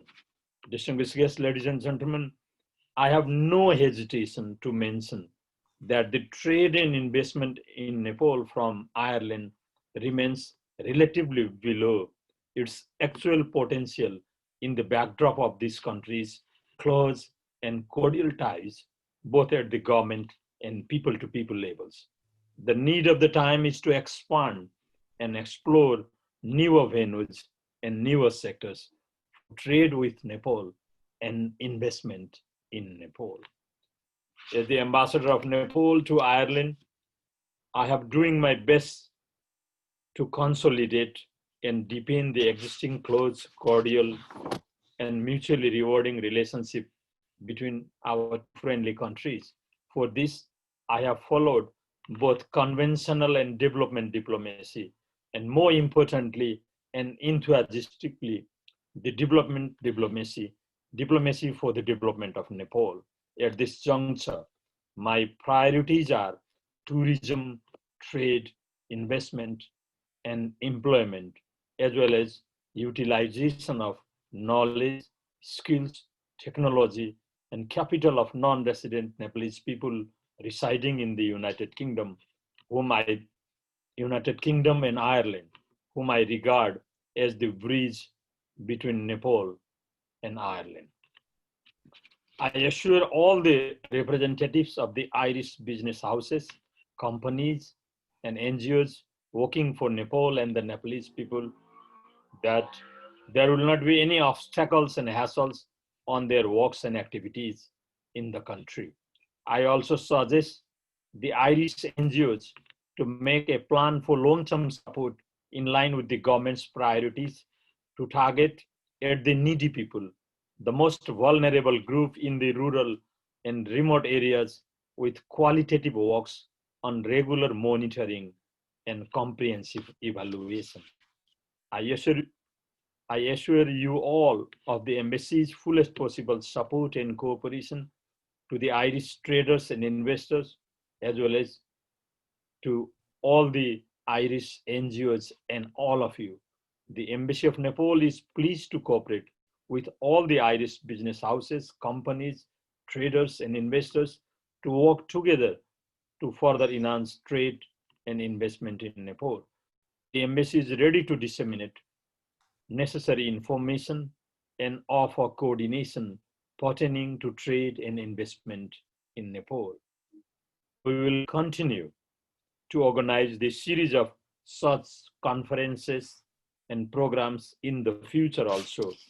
We urge and encourage the Irish and Nepalese institutions, organizations, and individuals to support, cooperate, and involve in the development efforts of the government and people of Nepal. Finally, I thank you all for your kind words extended to me on National Medal of Suprabal Janasevasri conferred by the Right Honorable President of Nepal yesterday. I have regarded this national honor as the evaluation of my honest efforts and contributions as the Ambassador of Nepal to the United Kingdom, Malta, and Ireland, and as the blessings of you all friends and well-wishers. I believe that this honor is the honor of you all friends and well-wishers with whom I work together over the past 4 years for the good of Nepal and the Nepalese people. Having said the few words of greetings and gratitude, I once again thank you all and thank for your warm greetings. Long live Nepal-Ireland relations. I thank you all. Dhanyabad. Gorima Hagat. Gorima Hagat, Your Excellency. Thank you very much for those kind words. Just move on to our next speaker, Ms. Rochelle Canal. She is the new Deputy Chief of Mission at the Embassy in London. She's taken over from Sharad Rajaran, who was her predecessor there. So I'd like to welcome Rochelle to her first speaking opportunity with the INCC today. So Rochelle, if you'd like to take the floor, please. Yes, thank you, Alishan, for such warm words towards me. Distinguished Chair of Ceremony and His Excellency Ambassador of Nepal to Ireland and the United Kingdom, distinguished Presidents of Nepal, Ireland Society, Mr. Dipesh Mansakya, Distinguished President of Nepal, Ireland Chamber of Commerce, Mr. Vincent Barry, distinguished guests, ladies and gentlemen.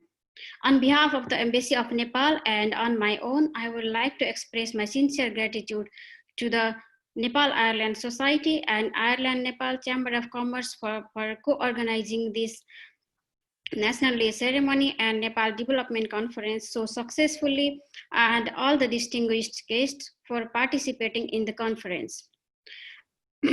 I would like to express my sincere thanks for their wonderful presentations to Mr. Vincent, Dr. DHAN, and Mr. Allen for opportunities and link in education between Nepal and Ireland. We really appreciate the work of Dr. DHAN in Nepal. I also thank Mr. Gangaram Kandel for comprehensive presentation on investment opportunities in Nepal.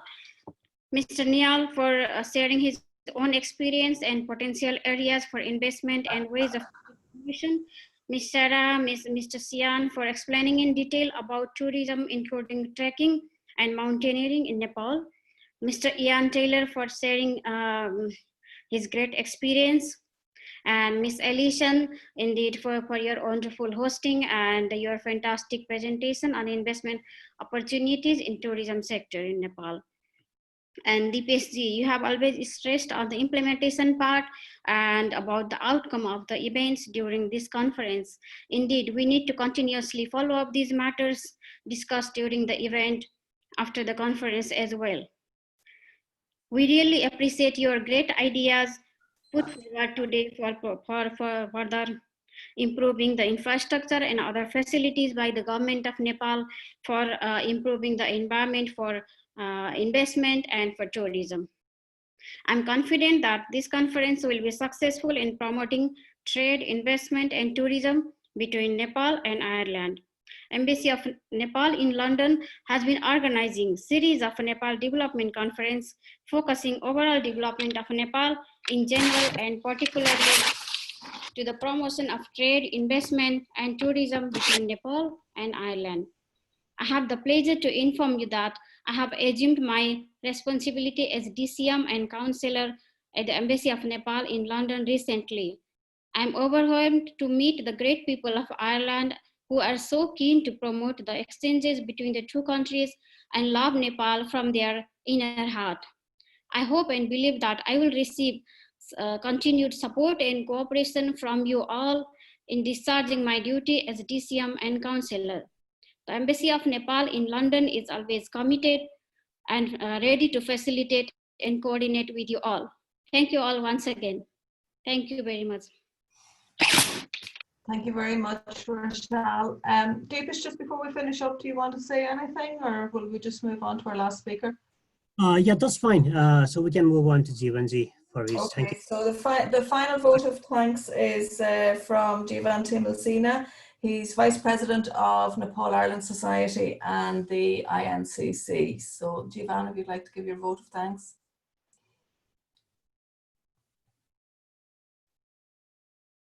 Jivan, you're muted.